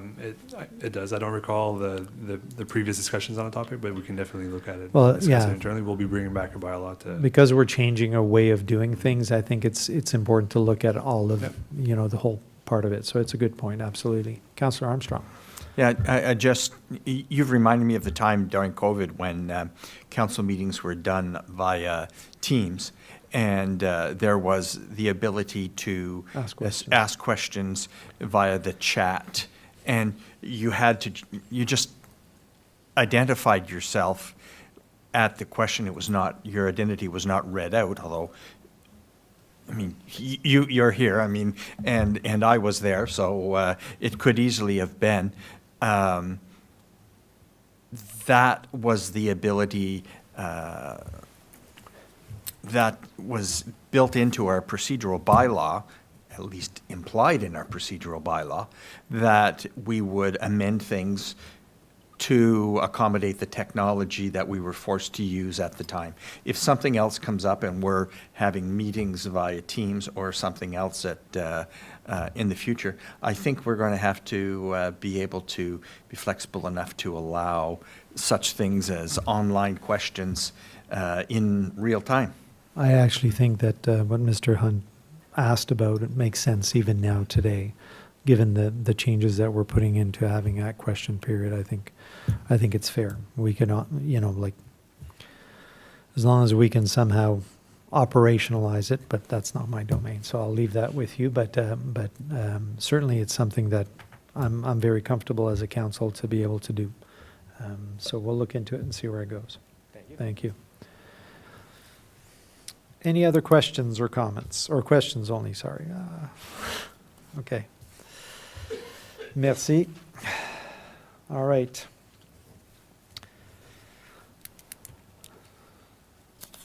Okay, so for the next item, item 15, resolutions,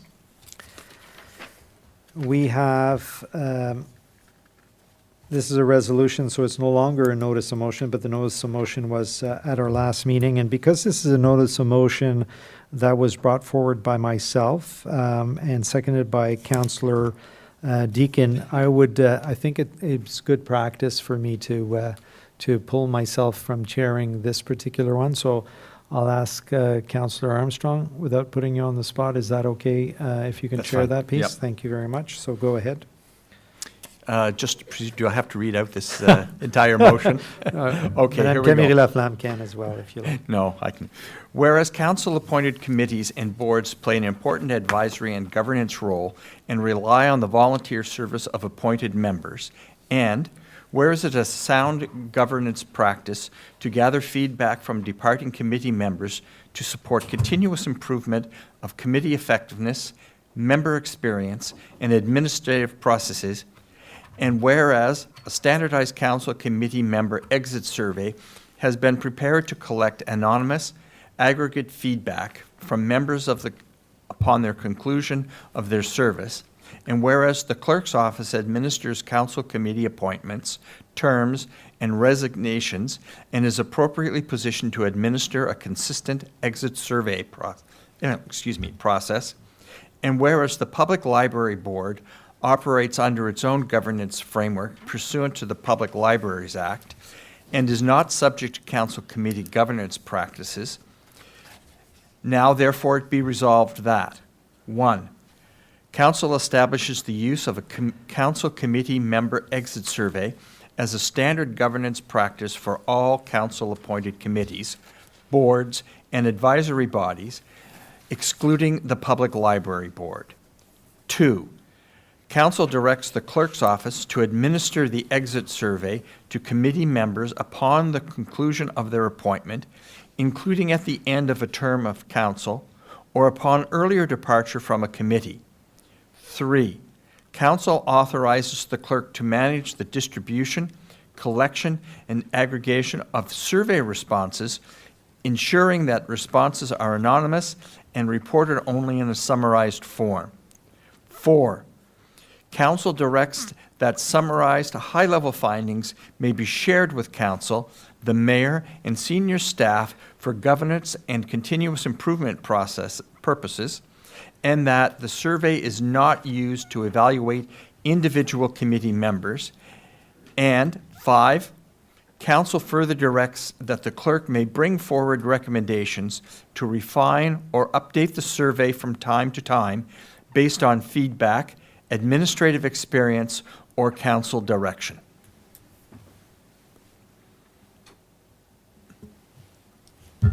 Mr. Mayor. Thank you, Councillor. Appreciate you reading that.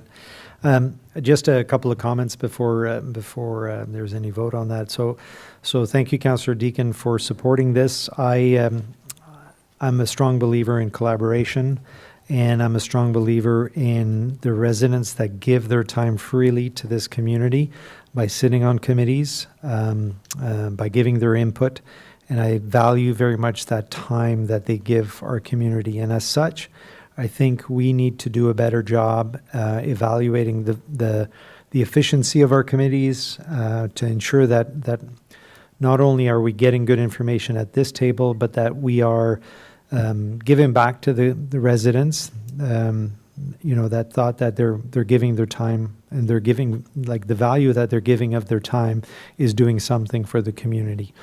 So I think it's really important, and it's in that spirit that I wanted to move this motion forward. And I have to say that it was supported by members of existing committees. So I'm definitely a strong believer in that.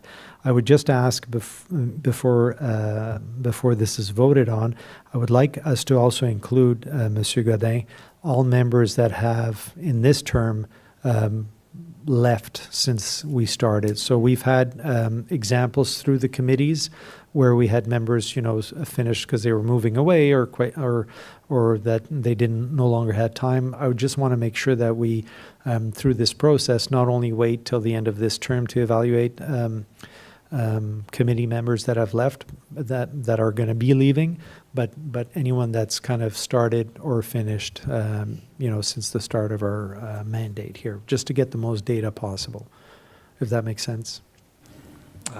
Yeah, thank you, Mr. Mayor. So I think that makes sense. We can do what we can to try to reach those individuals and to implement that process with them as well. Okay, that's it for me, sir. Thank you.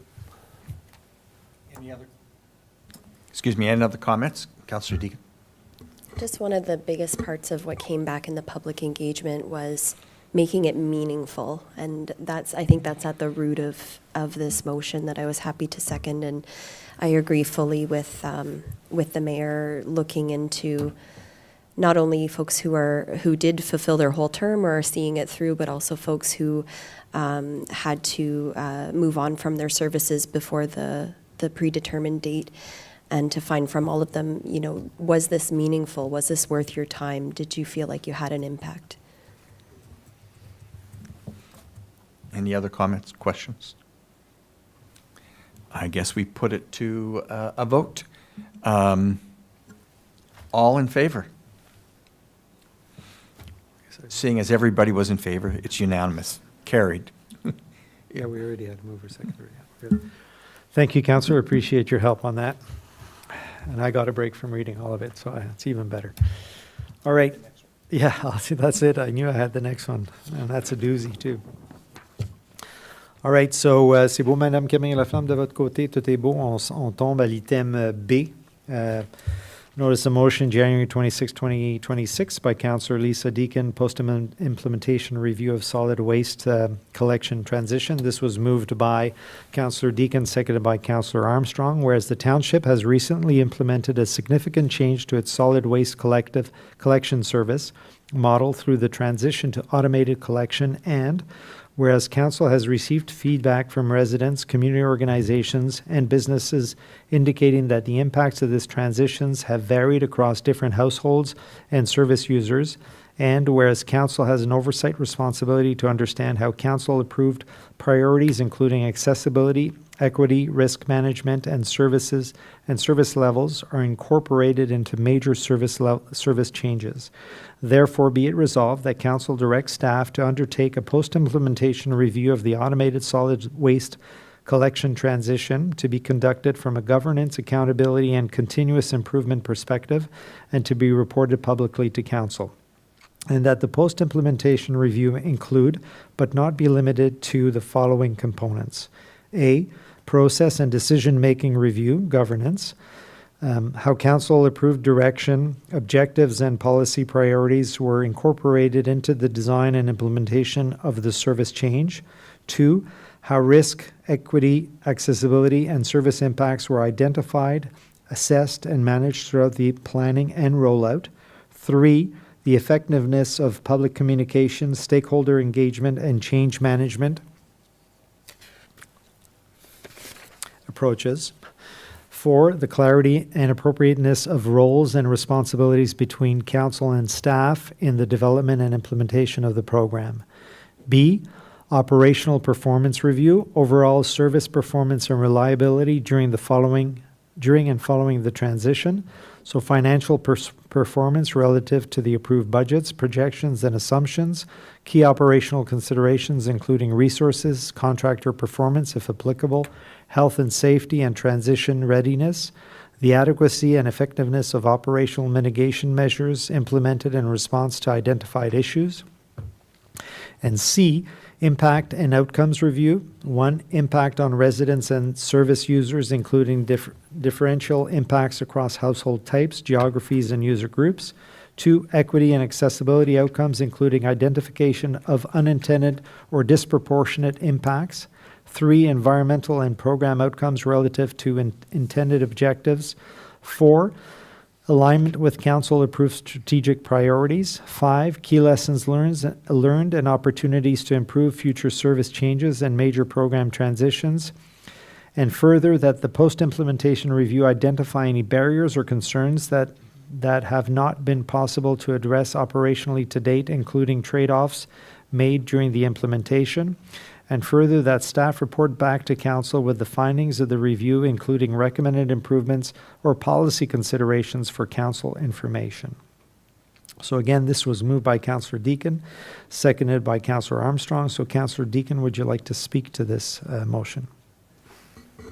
The first thing I want to say is that the next time I put a notice of motion, bring forward a notice of motion, I will read it aloud to myself first and look for opportunities to be more efficient.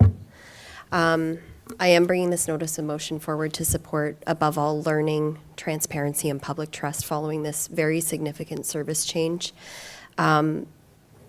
We've made big decisions and seen large service changes at this table before, but for me, it was over the past few weeks receiving and witnessing considerable public exchange about this transition, as I'm sure other members of council have as well, and just recognizing that while there have been many service changes over the last few years at this term of council, that this one appears to be the one that was most front and center on the minds of residents. And so I didn't want us to be missing the opportunity to be reviewing how that implementation went, to be reporting that back publicly for residents to understand, and to always instill and encourage for all members of township that notion of continuous improvement. Thank you, Councillor. Councillor Armstrong, as a seconder, anything to add?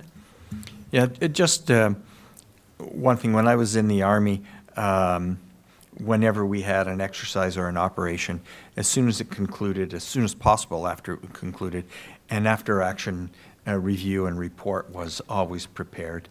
I think this is a good time to consider something similar here.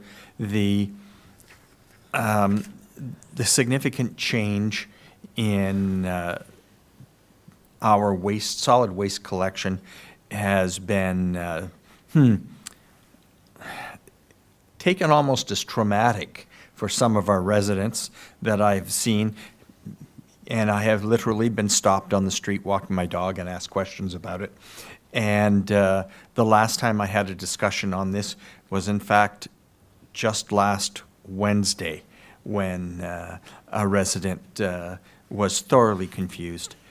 But the fact is that I think we can take some lessons learned from this.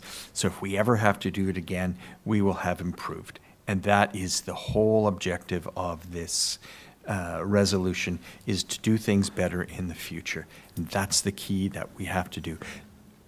We had a learning experience, and that's the way to take it. Thank you. So I just want to, I just got a couple of comments, and Monsieur Bourgon, then I'll give you the la parole à vous. So I'm supportive of post-implementation review focused on learning. I think it's always important, as you mentioned, Councillor Armstrong, always, anytime we do a major implementation, and I think that's the spirit of what's being asked to look at. We have received, and we are, as council members, we are the ones that receive the brunt of all questions, and so concerns are generally amplified through the communication that we receive. And so I'm looking forward to seeing some of that, to understand, because if I look at the scope of the feedback we receive versus the size of this implementation, it's also important to understand that, it may, to us, it appears as major impact, but then to better understand it. So I think there's a lot of learning from that perspective, not necessarily assigning blame or anything like that. So my goal here is I'm very supportive of post-implementation, focused on learning, and learning more about how this process went, what worked, what didn't work, and how we can improve moving forward. So I appreciate Councillor Deakin bringing this forward. Monsieur Bourgon, anything to add in terms of direction on this? Does it make sense? Well, to be honest, to council members, it could have been much simpler. I need to bring back an update on the organic collection, and we need to update our bylaw for the waste collection program as well. So it would be a simple update on the program I was performing, how in perspective the amount of complaint we got compared to the 8,000 people using the service. It's actually not that much. So I could, with that update to the program, to bring all those numbers in perspective. Well, I think that's what you're being asked. I think the idea is for us to have that understanding, because again, we receive that amplified voice on one end, with not having the full scope from your side as well. So I think that's a big part of it, and also for us to understand when we agree to something like that, to really understand the full impact on both sides of it. So I'm looking forward to seeing that. Councillor Deakin? Yeah, I just want to add that what got us to the waste transition was a series of decisions over several years as well. And having concerns raised by the public, I found myself going back through Civic Web for several hours at times, trying to find how did we get here from a council decision perspective. And while I did that work begrudgingly, I would not put the onus of that onto a member of the public to also be trying to run forensics, so to speak. So it's not only how the cake was enjoyed at the end of the day, people's reaction to the cake, but also how it was made that I think will help us with the continuous improvement aspect. And I do want to say that I believe that in that review there will be indications of very innovative forward thinking on the part of administration as well, if I may say so, that it's not only about how to ensure that in the iterative cycles we're getting better as the scale of these projects continues to grow with our community, but also making time to recognize some of the things that went, in my opinion, exceptionally well about this as well. Thank you, Councillor Deakin. Anything to add, Mr. Bourgon? We're good? No, not really. I'll bring, not only for the organic like I was supposed to in this year, but for both. The full, yeah, I think that makes sense. Thank you very much. Appreciate that. And so for the record tonight, we use tools in the toolbox and cake now. I like it. We're getting creative. That's awesome. All right, we're moving to any other questions or any other final comments on this? So I'll call for the vote. All in favor? And passed. Thank you very much.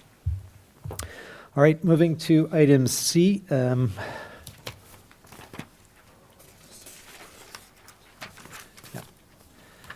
Alors, recommandation sous motion que le Conseil approuve toutes les recommandations énumérées à l'ordre du jour au numéro 11, rapport de département et comité du Conseil. Alors, I need a mover and a seconder to put it on the table. Moved by Councillor Armstrong, seconded by Councillor Deacon. We're proposing an amendment to remove items D, G, and L. C'est ça? Oui? Okay, so D, G, and L. So proposed to remove items D, G, and L. This is moved by Councillor Deacon, seconded by Conseiller Lalonde. Call for the vote to remove those three items. All in favor? And passed. Thank you very much. I'll call for the vote for all items listed under 11 as amended, so without items D, G, and L. All in favor?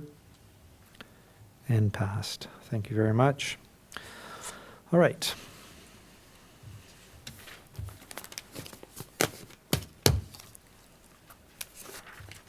Bear with me for a second here.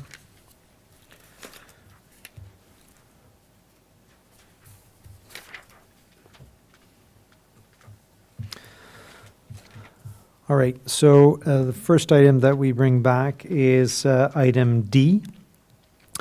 So that council receives reports, je vais le relire au complet, hein? L'item D, là, je le relis au complet, c'est ça? Oui, c'est aussi bien, hein? Okay. The council received CSAS FS 2026-05 dated February 9th, 2026, and approved the proposed bylaw to amend the user fees and charges bylaw 2025-130 to add the following clauses. One, the implementation of the annual automatic cost of living, COLA to all township user fees across departments except development charges, DCs effective starting in 2027. Two, that the development charges remain excluded given that they are updated automatically twice per year under the approved DC bylaw requirements. Three, that each department continue to conduct full user fee market and cost recovery reviews every 3 to 4 years to ensure fees remain competitive and financially sustainable, with COLA minimizing the need for major adjustments. That council approve the addition of a clause in the user fees bylaw authorizing administration with the CAO approval to temporarily adjust or waive a fee in urgent or exceptional situations without requiring council approval. So I move or seconder to put it on the table. So moved by Councillor Armstrong, seconded by Councillor Deacon. Questions, comments, amendments? I believe we had an amendment to, instead of COLA, use the term the CPI index. Is that right? Consumer price index. Consumer price index adjustment. CPI, yeah. no? Isn't it? Okay, the consumer price index. So we're adjusting to consumer price index instead of COLA. So everywhere there's a COLA, it's going to say consumer price index. I have a mover. I have a seconder. Oh, sorry, question, Councillor Deacon? I just want to be sure that when the COLA is implemented, because it's done on an annual basis, that aligns with timing for the CPI, so that when we're saying CPI, that is because there is no other sort of calculation that goes into the COLA throughout the year, or? No, that it's an annual CPI is what they use to do the COLA. Monsieur Dagenet, il n'y a pas d'impact qu'on change le mot de COLA à CPI, right? Okay, merci. Alors, so I've got a mover to amend it to consumer price index. Do I have a seconder on that amendment? Seconded by Councillor Deacon. Call for the vote on the amendment to replace COLA for CPI. All in favor? And passed. And now, seconded. So I have to reread it now as amended? Or could I just say as amended? Yeah, that's okay. Okay. I'll call for the vote on the motion as amended. All in favor? No? Was there a second amendment?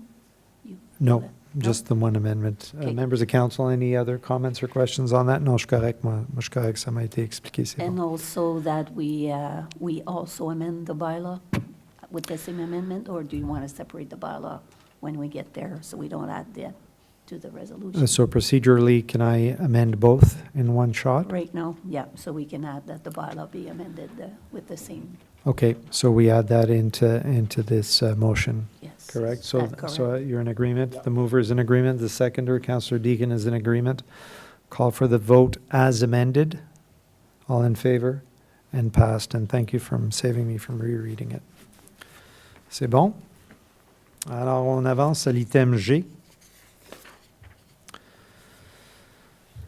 The council receives report PR 2026-02 dated February 9th, 2026, and decline the ad hoc request of $500 from the Russell Optimist Club and approve the in-kind request in the amount of $537 for the use of the hall. This is moved by Councillor Armstrong, seconded by oh no, it's already on the table, right? I was doing so well. Okay, questions, comments, amendments? Councillor Armstrong. Mr. Mayor, Oui. that was not on the table yet. Oh, no, I do have to put it on the table. Yes. Okay, I was right. Yes. So moved by Councillor Armstrong, seconded by Conseiller Lalonde. Questions, comments, or amendments? Councillor Armstrong.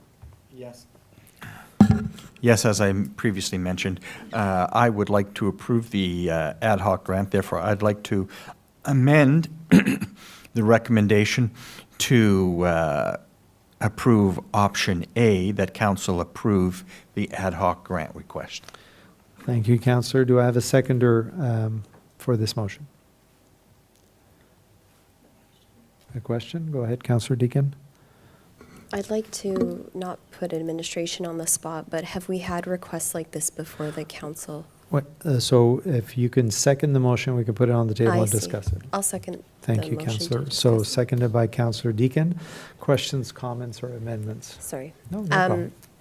My question is, do we have cases during this term of council where organizations came forward for fundraisers and were provided support from the township, but not beyond the amount that they would need to cover the cost of the event itself and indeed be fundraising towards their goal? Madame Guittard? Thank you, Mr. Mayor. Members of council, yes, we have. And council has supported the recommendation not to approve the ad hoc Yeah. amount because the event was being successful without that money, that surplus money, if you want, added to their net profit. Yeah, so if and correct me if I'm wrong, but we do have limited cash funds for these, and so it's always a very challenging aspect from council's perspective to try to balance and extend that availability of those resources. So it's just a question of we'd love to give to everyone, but we have these rules in place, and that's why that's there. I had seemed to recall that before, and there are many ways that members of council can certainly support these events. But in the past, seeing these other ones, I unfortunately tonight I'm not seeing any additional merit that this specific one would have that would have me making a decision different than to ones that I made previously. And of course, encouraging members of the community and members of council to fully support these events if and where we can and in other ways. That's my perspective. Thank you, Councillor. Any other comments on this item? So we have a mover, a seconder. I'll call for the vote. All in favor of the amendment? Against? And so that has not passed. So I will now call for the vote as presented, the motion as presented. All in favor? And passed. Thank you. Okay, moving to item L. That council receives recommendation 2026-01 dated January 1st, 2026 from the Environmental and Sustainability Advisory Committee to direct the administration to develop an urban tree bylaw as per the framework included in Schedule A of the recommendation. Mover and seconder to put it on the table, moved by Councillor Lalonde, seconded by Councillor Deacon. Questions, comments, or amendments? Councillor Armstrong? I would like just to amend the resolution to, and I'm not sure how we would say this, Receive and approve? to receive and approve. Thank you, Councillor. Do I have a seconder on that amendment? Seconded by Councillor Deacon. Any other discussion on this item? Thank you, councillors. Can I call for the vote on the amendment? All in favor? And passed. And I will call for the vote on the item as amended. All in favor? And passed. Thank you. Ça complète tous nos items, ça, Madame Camille Laflamme? OK. On s'en va aux bylaws. Est-ce qu'on a des changements à faire aux bylaws? On l'a fait. Non, on l'a déjà fait. Alors, motion that council approve bylaws 2026-11 to 2026-16, inclusively for a first, second, and third reading as listed on the agenda. So be moved by Councillor Armstrong, seconded by Councillor Lalonde. Call for the vote. All in favor? And passed. Thank you, council members. Item 17, business reports. We have none. And I will, no, we'll just go until closed.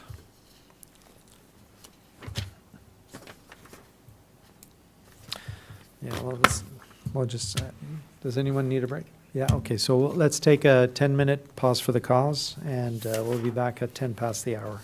Thank you, council.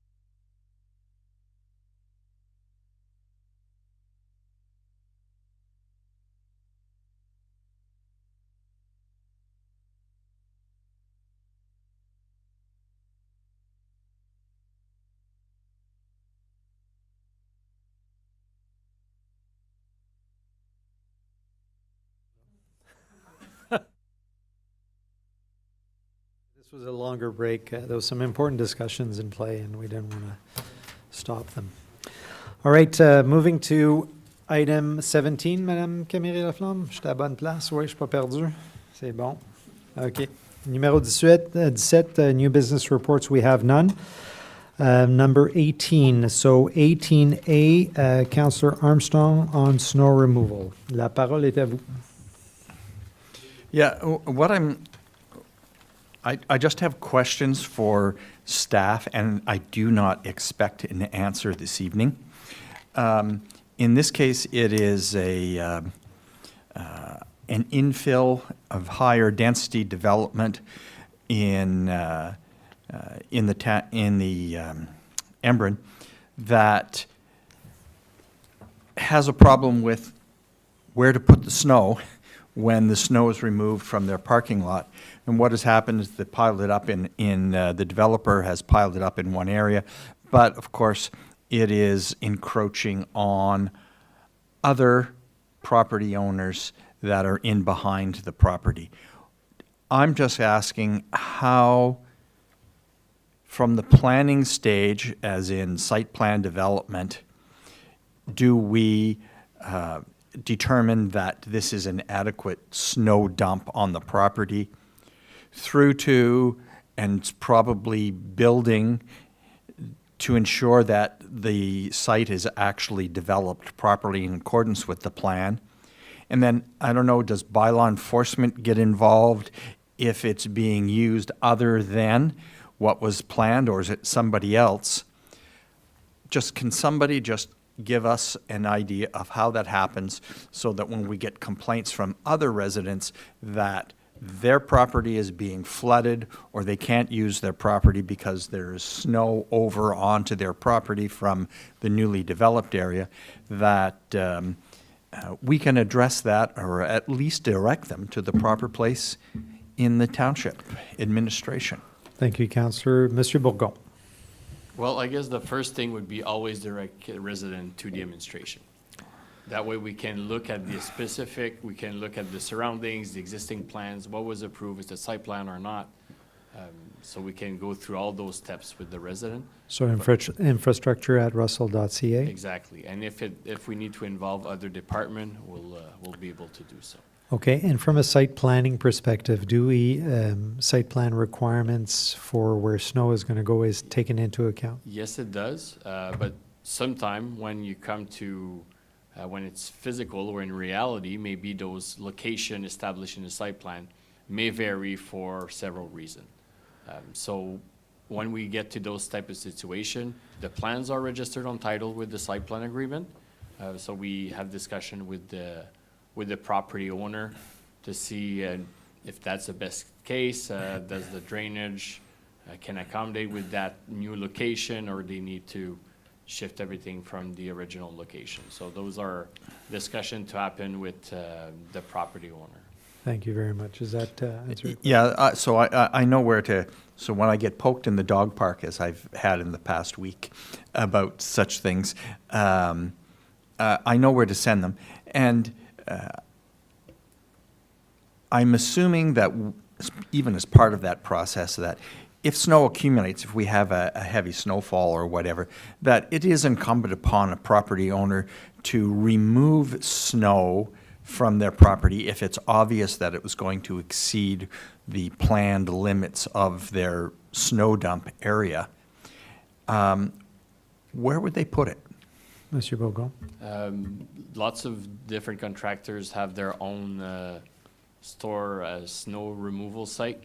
So it would be really, it comes down to the property owner to look into with his snow removal company. Yeah, and we see that, for example, in the independent parking lot or any of those areas, the co-op, I know they have a huge mountain right now behind the Rona or in front of the Rona, but at some point they reduce those, and so they do that. And now. also we go through from either the property or the neighbors would try to explain that sometimes the neighbors, they were the one discharging their water on someone else's property in the spring. And because of their sheds, because of the fences. So we need Just try to, to- so we yeah. can explain all those different variables to. Exactly, parties some of involved. the questions that, I mean, I can't, when I'm poked in the dog park, or if somebody asks me or whatever, I mean, I can't answer all of those questions, and I know where to send the individuals, because there's more than one, to consider. And I believe if the property I'm thinking about, they're already in touch with our group. All right, thank you very much. Thank you. Anything else on this item? No? Okay, we move to 18B. I had that 2026 Sergeant Eric Mueller Memorial Golf Tournament sponsorship. So Sergeant Mueller was an Emblem resident, a member of the Russell OPP detachment who tragically lost his life in the line of duty protecting our community on May 11th, 2023. In his memory, Acting Inspector Norm Lamontagne, detachment commander here in Russell right now, and his committee organized an annual golf tournament where all proceeds go to support CHIO's neonatal intensive care unit. Last year, and so this is a golf tournament that's organized for first responders.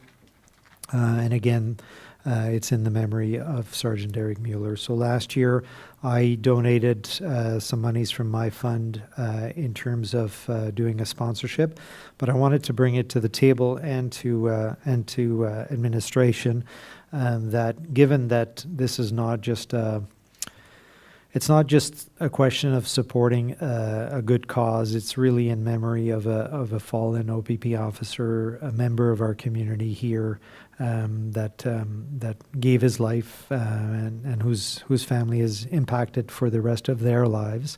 And I was wondering if we could, as a council, and maybe with and Madame Bordeaux help me out here, if we could kind of maybe make this more of a permanent kind of solution here in terms of supporting this, by kind of stating unequivocally here at the township level that we are supportive of that, and I know we are, but just in this particular one. So again, there's different sponsorship levels. I know that I sponsored last year at a $250 level, but it goes from 600 up. And so I just wanted to bring this to the council table. Madame Bordeaux, is there anything from a staff perspective or administration perspective? I know you also received the request. Yes, we do have a line in our budget for advertising, so I guess with our treasurer's comments, if any, I believe that we could use some of that money towards this occasion, so. Yeah, and just to clarify, so I think the base amount that I gave from my fund was $250. I think the next level is there was one at $650, like to sponsor a hole or something like that, and again, it's just that would be kind of the next level, and then it goes up from there. But yeah, I'm looking for maybe some feedback from council. If other members of council would like to jump in to support that sponsorship from their accounts, we can maybe get up to that 650, and I think it would be a little more appropriate than the 250. Madame Bordeaux? Yes, I have the letter here, and it's 600. 600, sorry, thank you, yeah. So thoughts from members of council without putting anyone on the spot? Is this something that you would be interested in pursuing? Councillor Deakin? I'm very supportive. I just want to have a clarification on whether you're proposing that this is something that's taken out of funds, if I understand from an advertising perspective, that would already be budgeted in some way, or if you're looking at like discretionary funds from members of council. Yeah, my initial thoughts were discretionary funds. I'm willing to pay at the 600 level to take 300, and wondering if council members would chip in the rest. Madame Bordeaux did bring it to me earlier, not knowing that I was bringing this forward anyways. And so that's why I've included Madame Bordeaux in the discussion. Sorry, Councillor Deakin. And you mentioned as well a wish to make it a permanent move going forward? Just to show recognize of it support? somehow, yeah. And I'm not sure how we make that permanent, Yeah. because it's still volunteer-driven event every year, so and their aim is to raise enough money to have an endowment fund, a permanent endowment fund. So I'm not sure that we can make it permanent, but maybe set a standard if you want for future years, for future councils. Councillor Deacon? One more question, just administratively, does it make the most sense for members of council wishing to support this to do it together en masse from a budget line that already exists, or each individually through our discretionary budgets? That I would ask staff to advise us on that. Monsieur Dagenet, Monsieur Godin? Merci, Monsieur Mayor. Excuse me. I would just say, I'm not certain what the budget lines that we're referring to. I think there is an advertising one in the bylaw department. It's not an enormous amount, so I would propose that it would probably make more sense for it to come from discretionary budgets from councillors. As to making it permanent, like you said, we don't know if the event will be permanent, but it's always something that can come back up at budget time to see if we want to have a specific line somewhere in the budget dedicated to this. But for 2026, given that we haven't identified that specifically in the budget, I would It's not in recommend there, that yeah. we go down that road. So if I may, if the amount is 600 for this particular year, we have 3 council members here. I'm happy to take half from my budget, and if we can raise another 300, we can move this forward. Councillor Lalonde, you had your hand up? Yeah, I think appreciating the story and the impact it had on the community, I'd be quite honored and happy to contribute $250 from my discretionary fund. Thank you, Councillor. Councillor Deacon? I don't feel quite comfortable moving forward with this based on our discretionary budgets in the absence of Councillor Lorrain. If we're each determining at this table how much of our discretionary budgets we would put forward, I would like him to have the opportunity to also be part of the discussion. Is this a sensitive timeline? No, I think, Madame Bordeaux, I think we have time. I mean, that's something that happens this summer. It just, it's top of mind now because it just came through, but I'm sure we can wait to the next meeting as well. I'm comfortable with that. Councillor Armstrong? Yeah, I'm supportive of it, but I agree with Councillor Deacon. Waiting until Councillor Laurent is here to add his input into the discussion is appropriate. I think that's fair. Madame Camille Laflamme, could we report this then?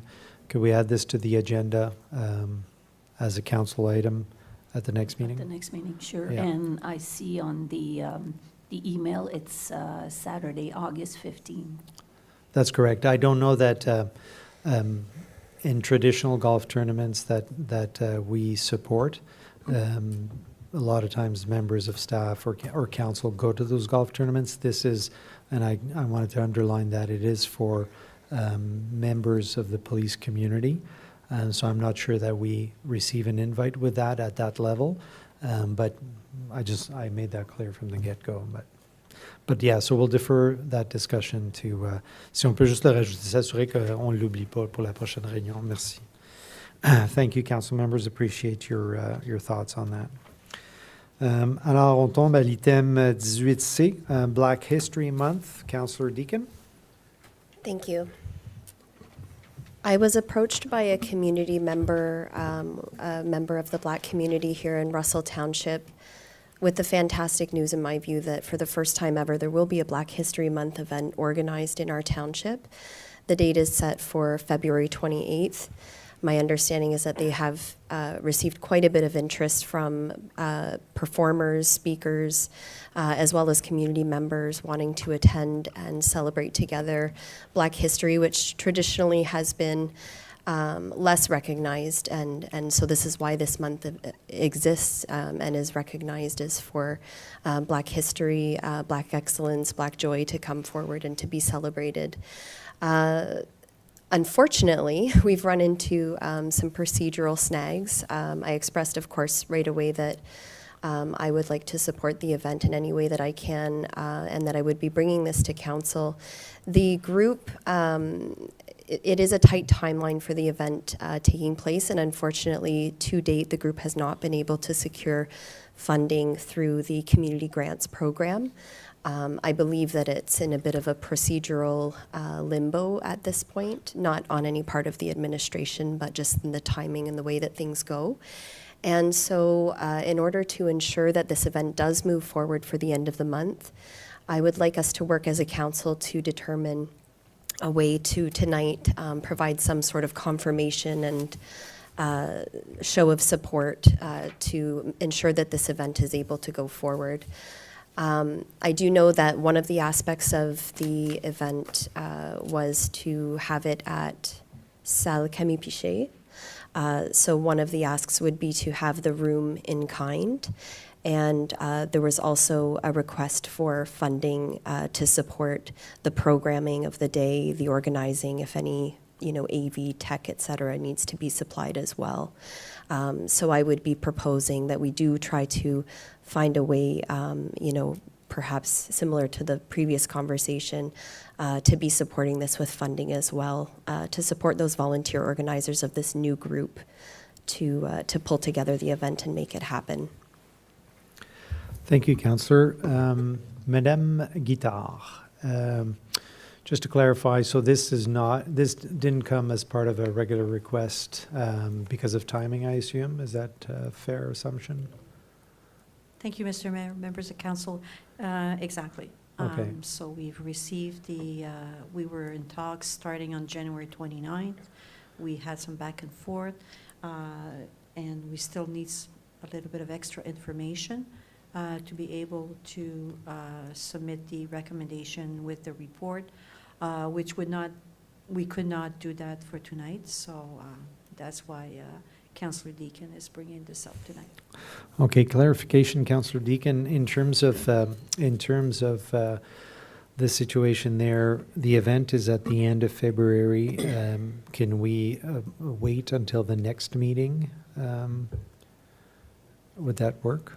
And I think I know the answer, but just for the public's sake. Yeah, I'm under the impression that that's not a good way to go, and that it would be, and to show the support to the group tonight so that they know as they're advancing in their planning that they're not putting their personal finances at risk in putting this. And I think that this is, we have a wonderful grants program, and by and large it works out where folks submit their applications and they get it back. You can see it on my face. It's just the timing has not worked out in the favor of the organizers yet. And I really don't want that to hold them back from putting on this excellent event in our community. I'm not just coming with a challenge, I was also meaning to come with solutions. So one of the things that I wanted to say is I would be happy to put forward some of my discretionary budget in support of this.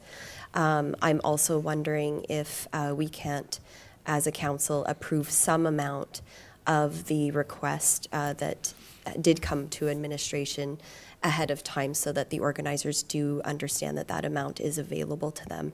And the amount that I was going to propose to approve from the Community Grants Fund in advance would be $1,000. And again, for clarification, or Madame, no, you haven't reviewed it. So, Councillor Deakin, without knowing that you have this information, do you know what the request was in total? I believe that the request has changed in amounts, given some back and forth regarding safety and programming. The request was for the room in kind, which I believe is a value of $300 to $400, and then a few $1,000s in addition to that for the programming. But I'll ask if administration's able to speak to that in detail. I'm not sure if, without putting you on the spot, if you haven't reviewed it, you haven't reviewed it, but. Thank you, Mr. Mayor, members of council. So the original amount that was requested was $4,000 in cash, plus the in-kind. But after reviewing the budget, we made some few corrections, and I'm still revising. So right now, I think it would stand at $3,300, but that's in cash. That's the ad hoc amount of the grant. The $358, that's in kind, so that's separate from that. So this is, I think, where we would stand right now. Could we do some more, maybe some more revision? I think so. But this is where we are at this point. So annually, if I remember correctly, our budget for in-kind is about $35,000 and $30,000 in cash that we set aside for all community groups to do these events. And so I certainly have, speaking for myself, and I let all council members to kind of speak their mind as well, but I certainly understanding that this is a new group to the community, and so they may have not understood the timing, the requirement to move something like this forward, and that timing is important. I certainly have no issue in the in-kind process. Madame Guittard, just a clarification for us. In terms of the amounts that we typically give organizations, organizations do not have to be not-for-profit organizations. Like, we have community groups that are simply community groups, like a baseball team or something like that, that come to us with a request, right? Am I? Thank you, Mr. Members of Council. Most of the groups that we do grant are nonprofit registered. Or registered nonprofit? Only one that comes to my mind that is not registered, and we've had that discussion at council, and council had approved that many years ago, was the Trivia Night, because that's not a nonprofit registered. I see. But most of the other groups, they're all registered. As not-for-profit, and do we know if this group is registered not-for-profit? That's a question we sent today, so we're waiting for the answer. Okay, so I'm certainly, from my perspective, going back, I think the in-kind I'm comfortable with. I'd be comfortable with, if I look at our grant situation now, out of that 30 in cash, we've committed to about 5,000 of it, I think. 25. No, 25,600, yeah. So leaving about 5,000 in cash. So, I mean, I could be convinced of the $1,000 if that makes sense, as a start to show the good faith of this council in supporting the organization and moving forward, and then working with them and working with the committee as well. Because if this came, you know, again, timing is everything, but ideally this would come through the committee as a recommendation, which would make it, again, a lot easier for us to push. So maybe I'll open it up to the rest of council on this. Any thoughts, questions, comments, or concerns? Councillor Lalonde and then Councillor Armstrong. Yeah, I think in the circumstances, you know, with needing to get more information, but also the clock ticking and recognizing the importance of Black History Month. I mean, many of us would be quite familiar with it. It's a remarkable event.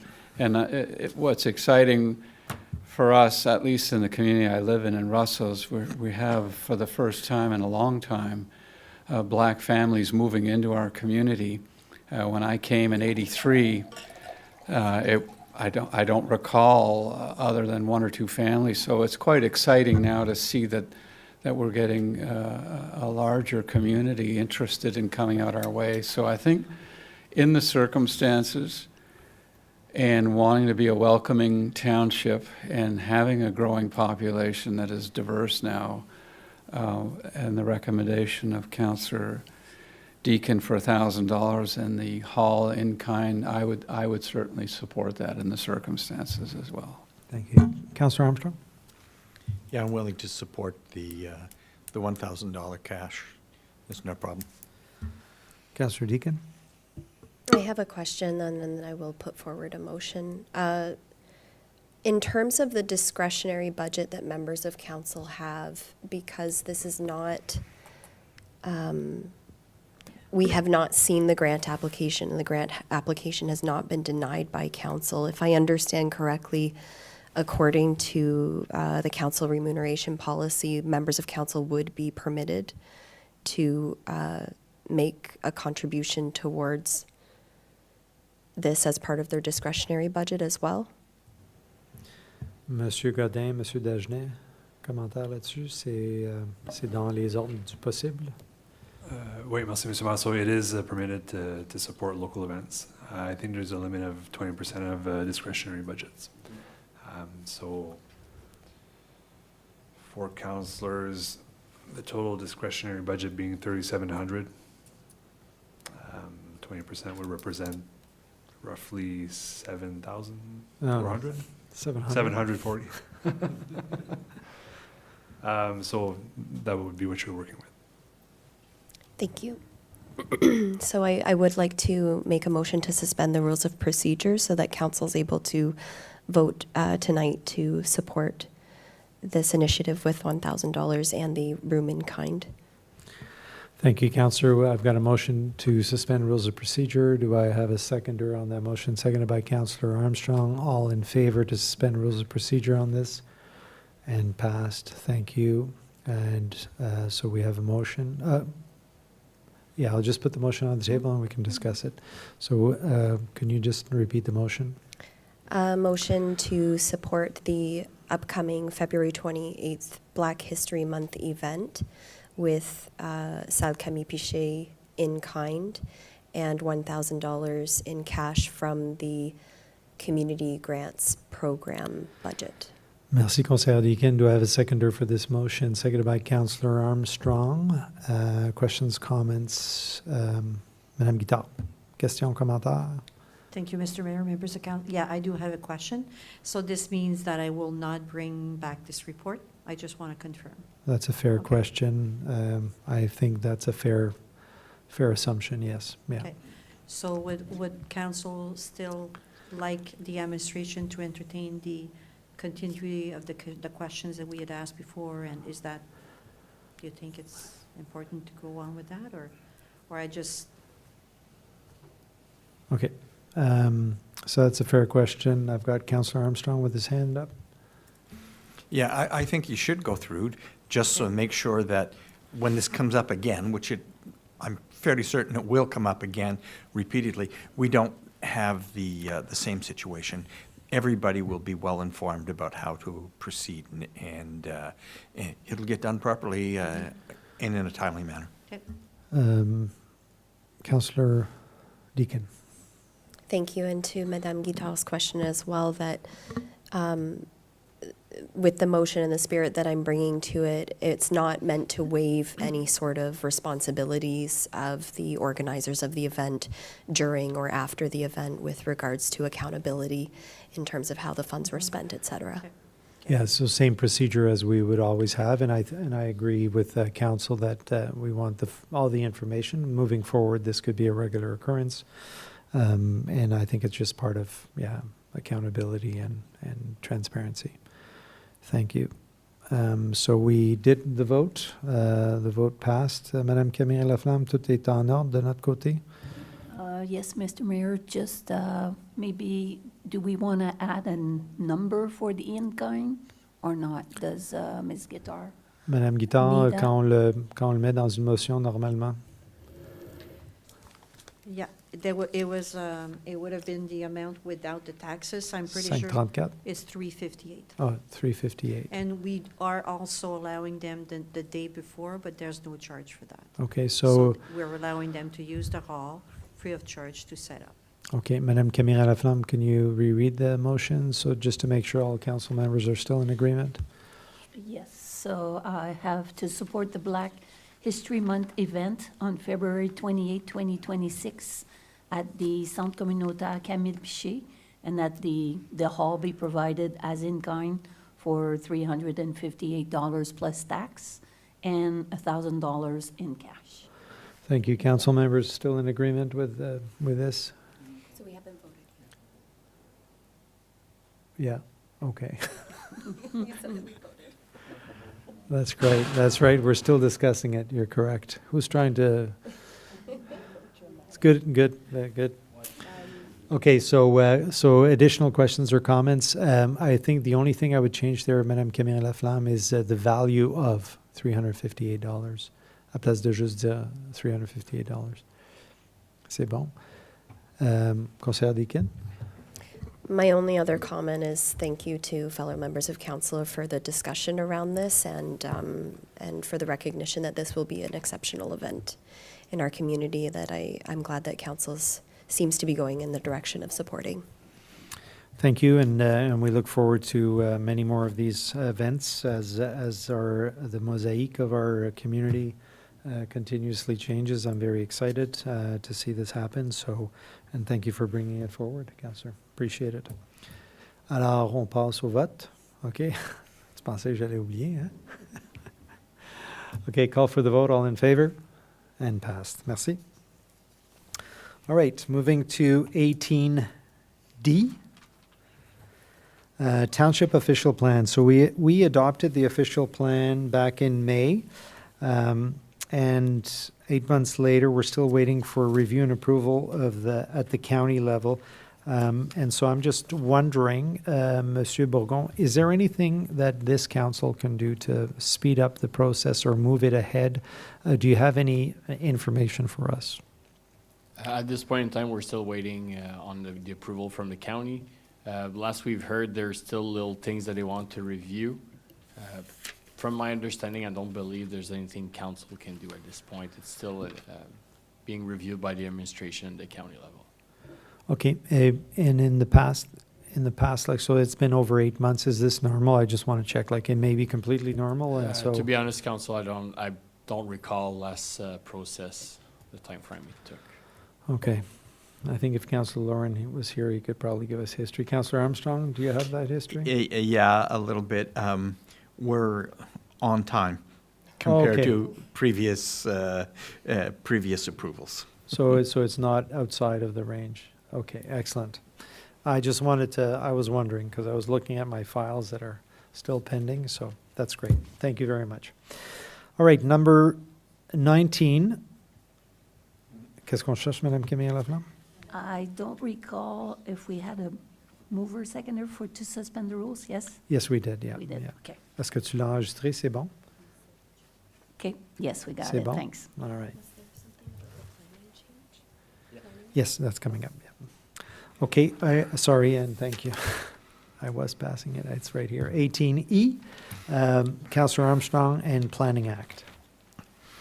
Yes, I was just, and council members probably received it in their email correspondence that the province has passed 6 amendments or regulations to the Planning Act, 5 of which affect the township, or at least seemingly affect the township. All I'm asking is that the planning department let us know if there is a major effect on the township in the planning process and what that is, if it is the case. As I said, AMO put it, I think it was AMO that put it out, that the 6 amendments were approved last Thursday, so we'd just like to know, I'd like to know what that all means to this township. Sure, fair enough. So I think maybe, Mr. Bourgon, a little briefing down the road on the impact to the council, unless you have all the answers already? No, true, Mr. Mayor, we're still reviewing the impact, if there's any. Okay. So I would recommend to council, if there's any impact, to report back. If not, well. I would be happy to learn whether there is or not. So if that could just come back as one of the follow-up items to whenever we're ready to do that, just to put that in the follow-up items. Is that good, Councillor Armstrong? Thank you. Okay, 19, public consultations and hearings. We have none. Item 20, announcements. I've got a few.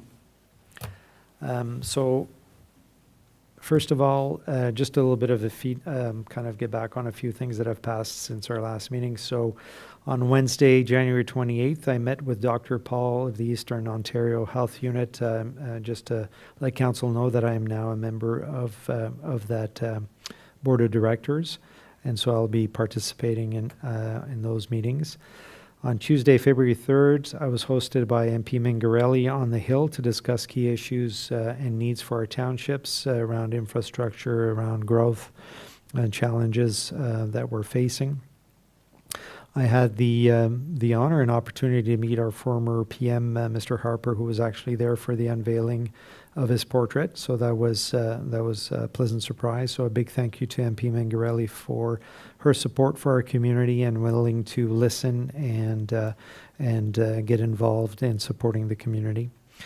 On April 4th, I had my initial meeting with Lisa Darling, who's the Executive Director for the Ontario Association of Police Service Boards. I am the chair of the Russell OPP Detachment Board, but I was selected to represent this region at the provincial level for the Association of Police Service Boards. So that work is starting up. On the same day, I also had the opportunity to meet with the CAOs and the mayors of Clarence, Rockland, La Nation, and Castleman to discuss the ways that we can work in collaboration to better support our communities. In this particular case, we're specifically looking around water, wastewater, and infrastructure. And again, with that whole concept and idea of collaborating where we can to benefit our residents. And so these were just initial kind of brainstorming discussions, seeing where we can take it. So there is some steps forward going through that. So just to say that there is work going on behind the scenes to see what we can do and be as responsible as possible with our residents' dollars and the future of our communities. On Tuesday, February 5th, I had the opportunity to assist with Councillor Armstrong at a town hall led by Ottawa Councillor Skalski. Of particular interest, we were there to discuss the newly acquired dump site by Ottawa that borders on our township.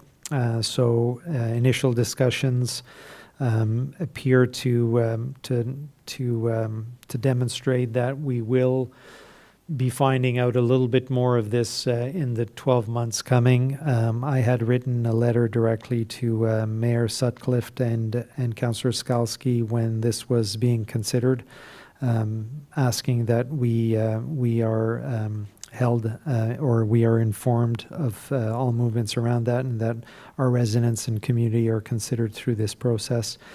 Councillor Armstrong, anything to add? Am I summarizing that properly?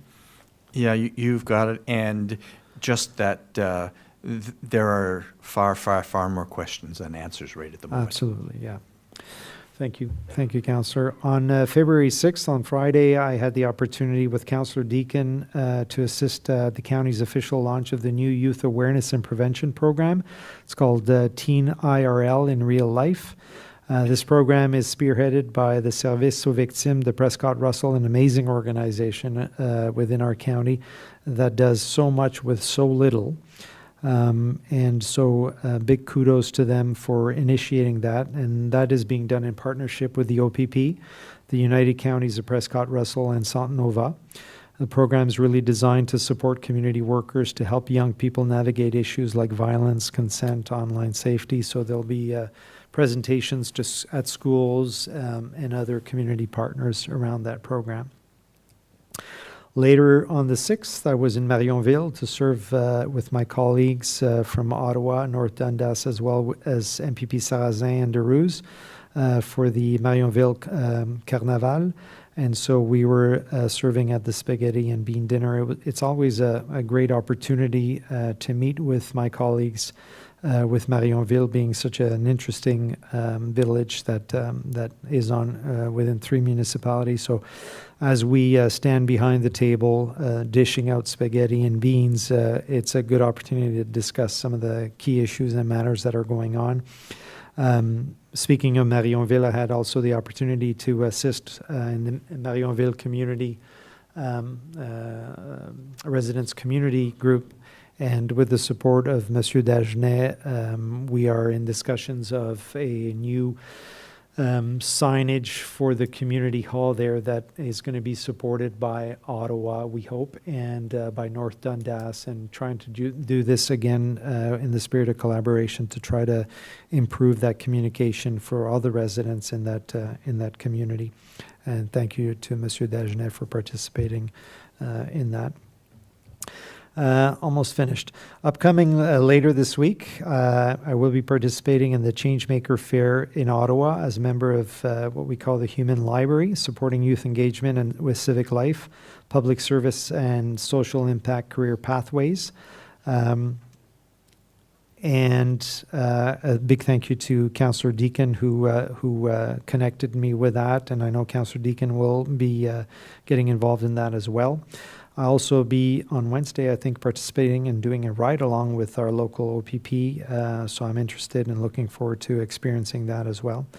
And last little kind of announcement is I will be out of touch between February 12th and 20th, and during my time, Councillor Deacon will be acting in my capacity, and I thank Councillor Deacon for stepping up and doing that.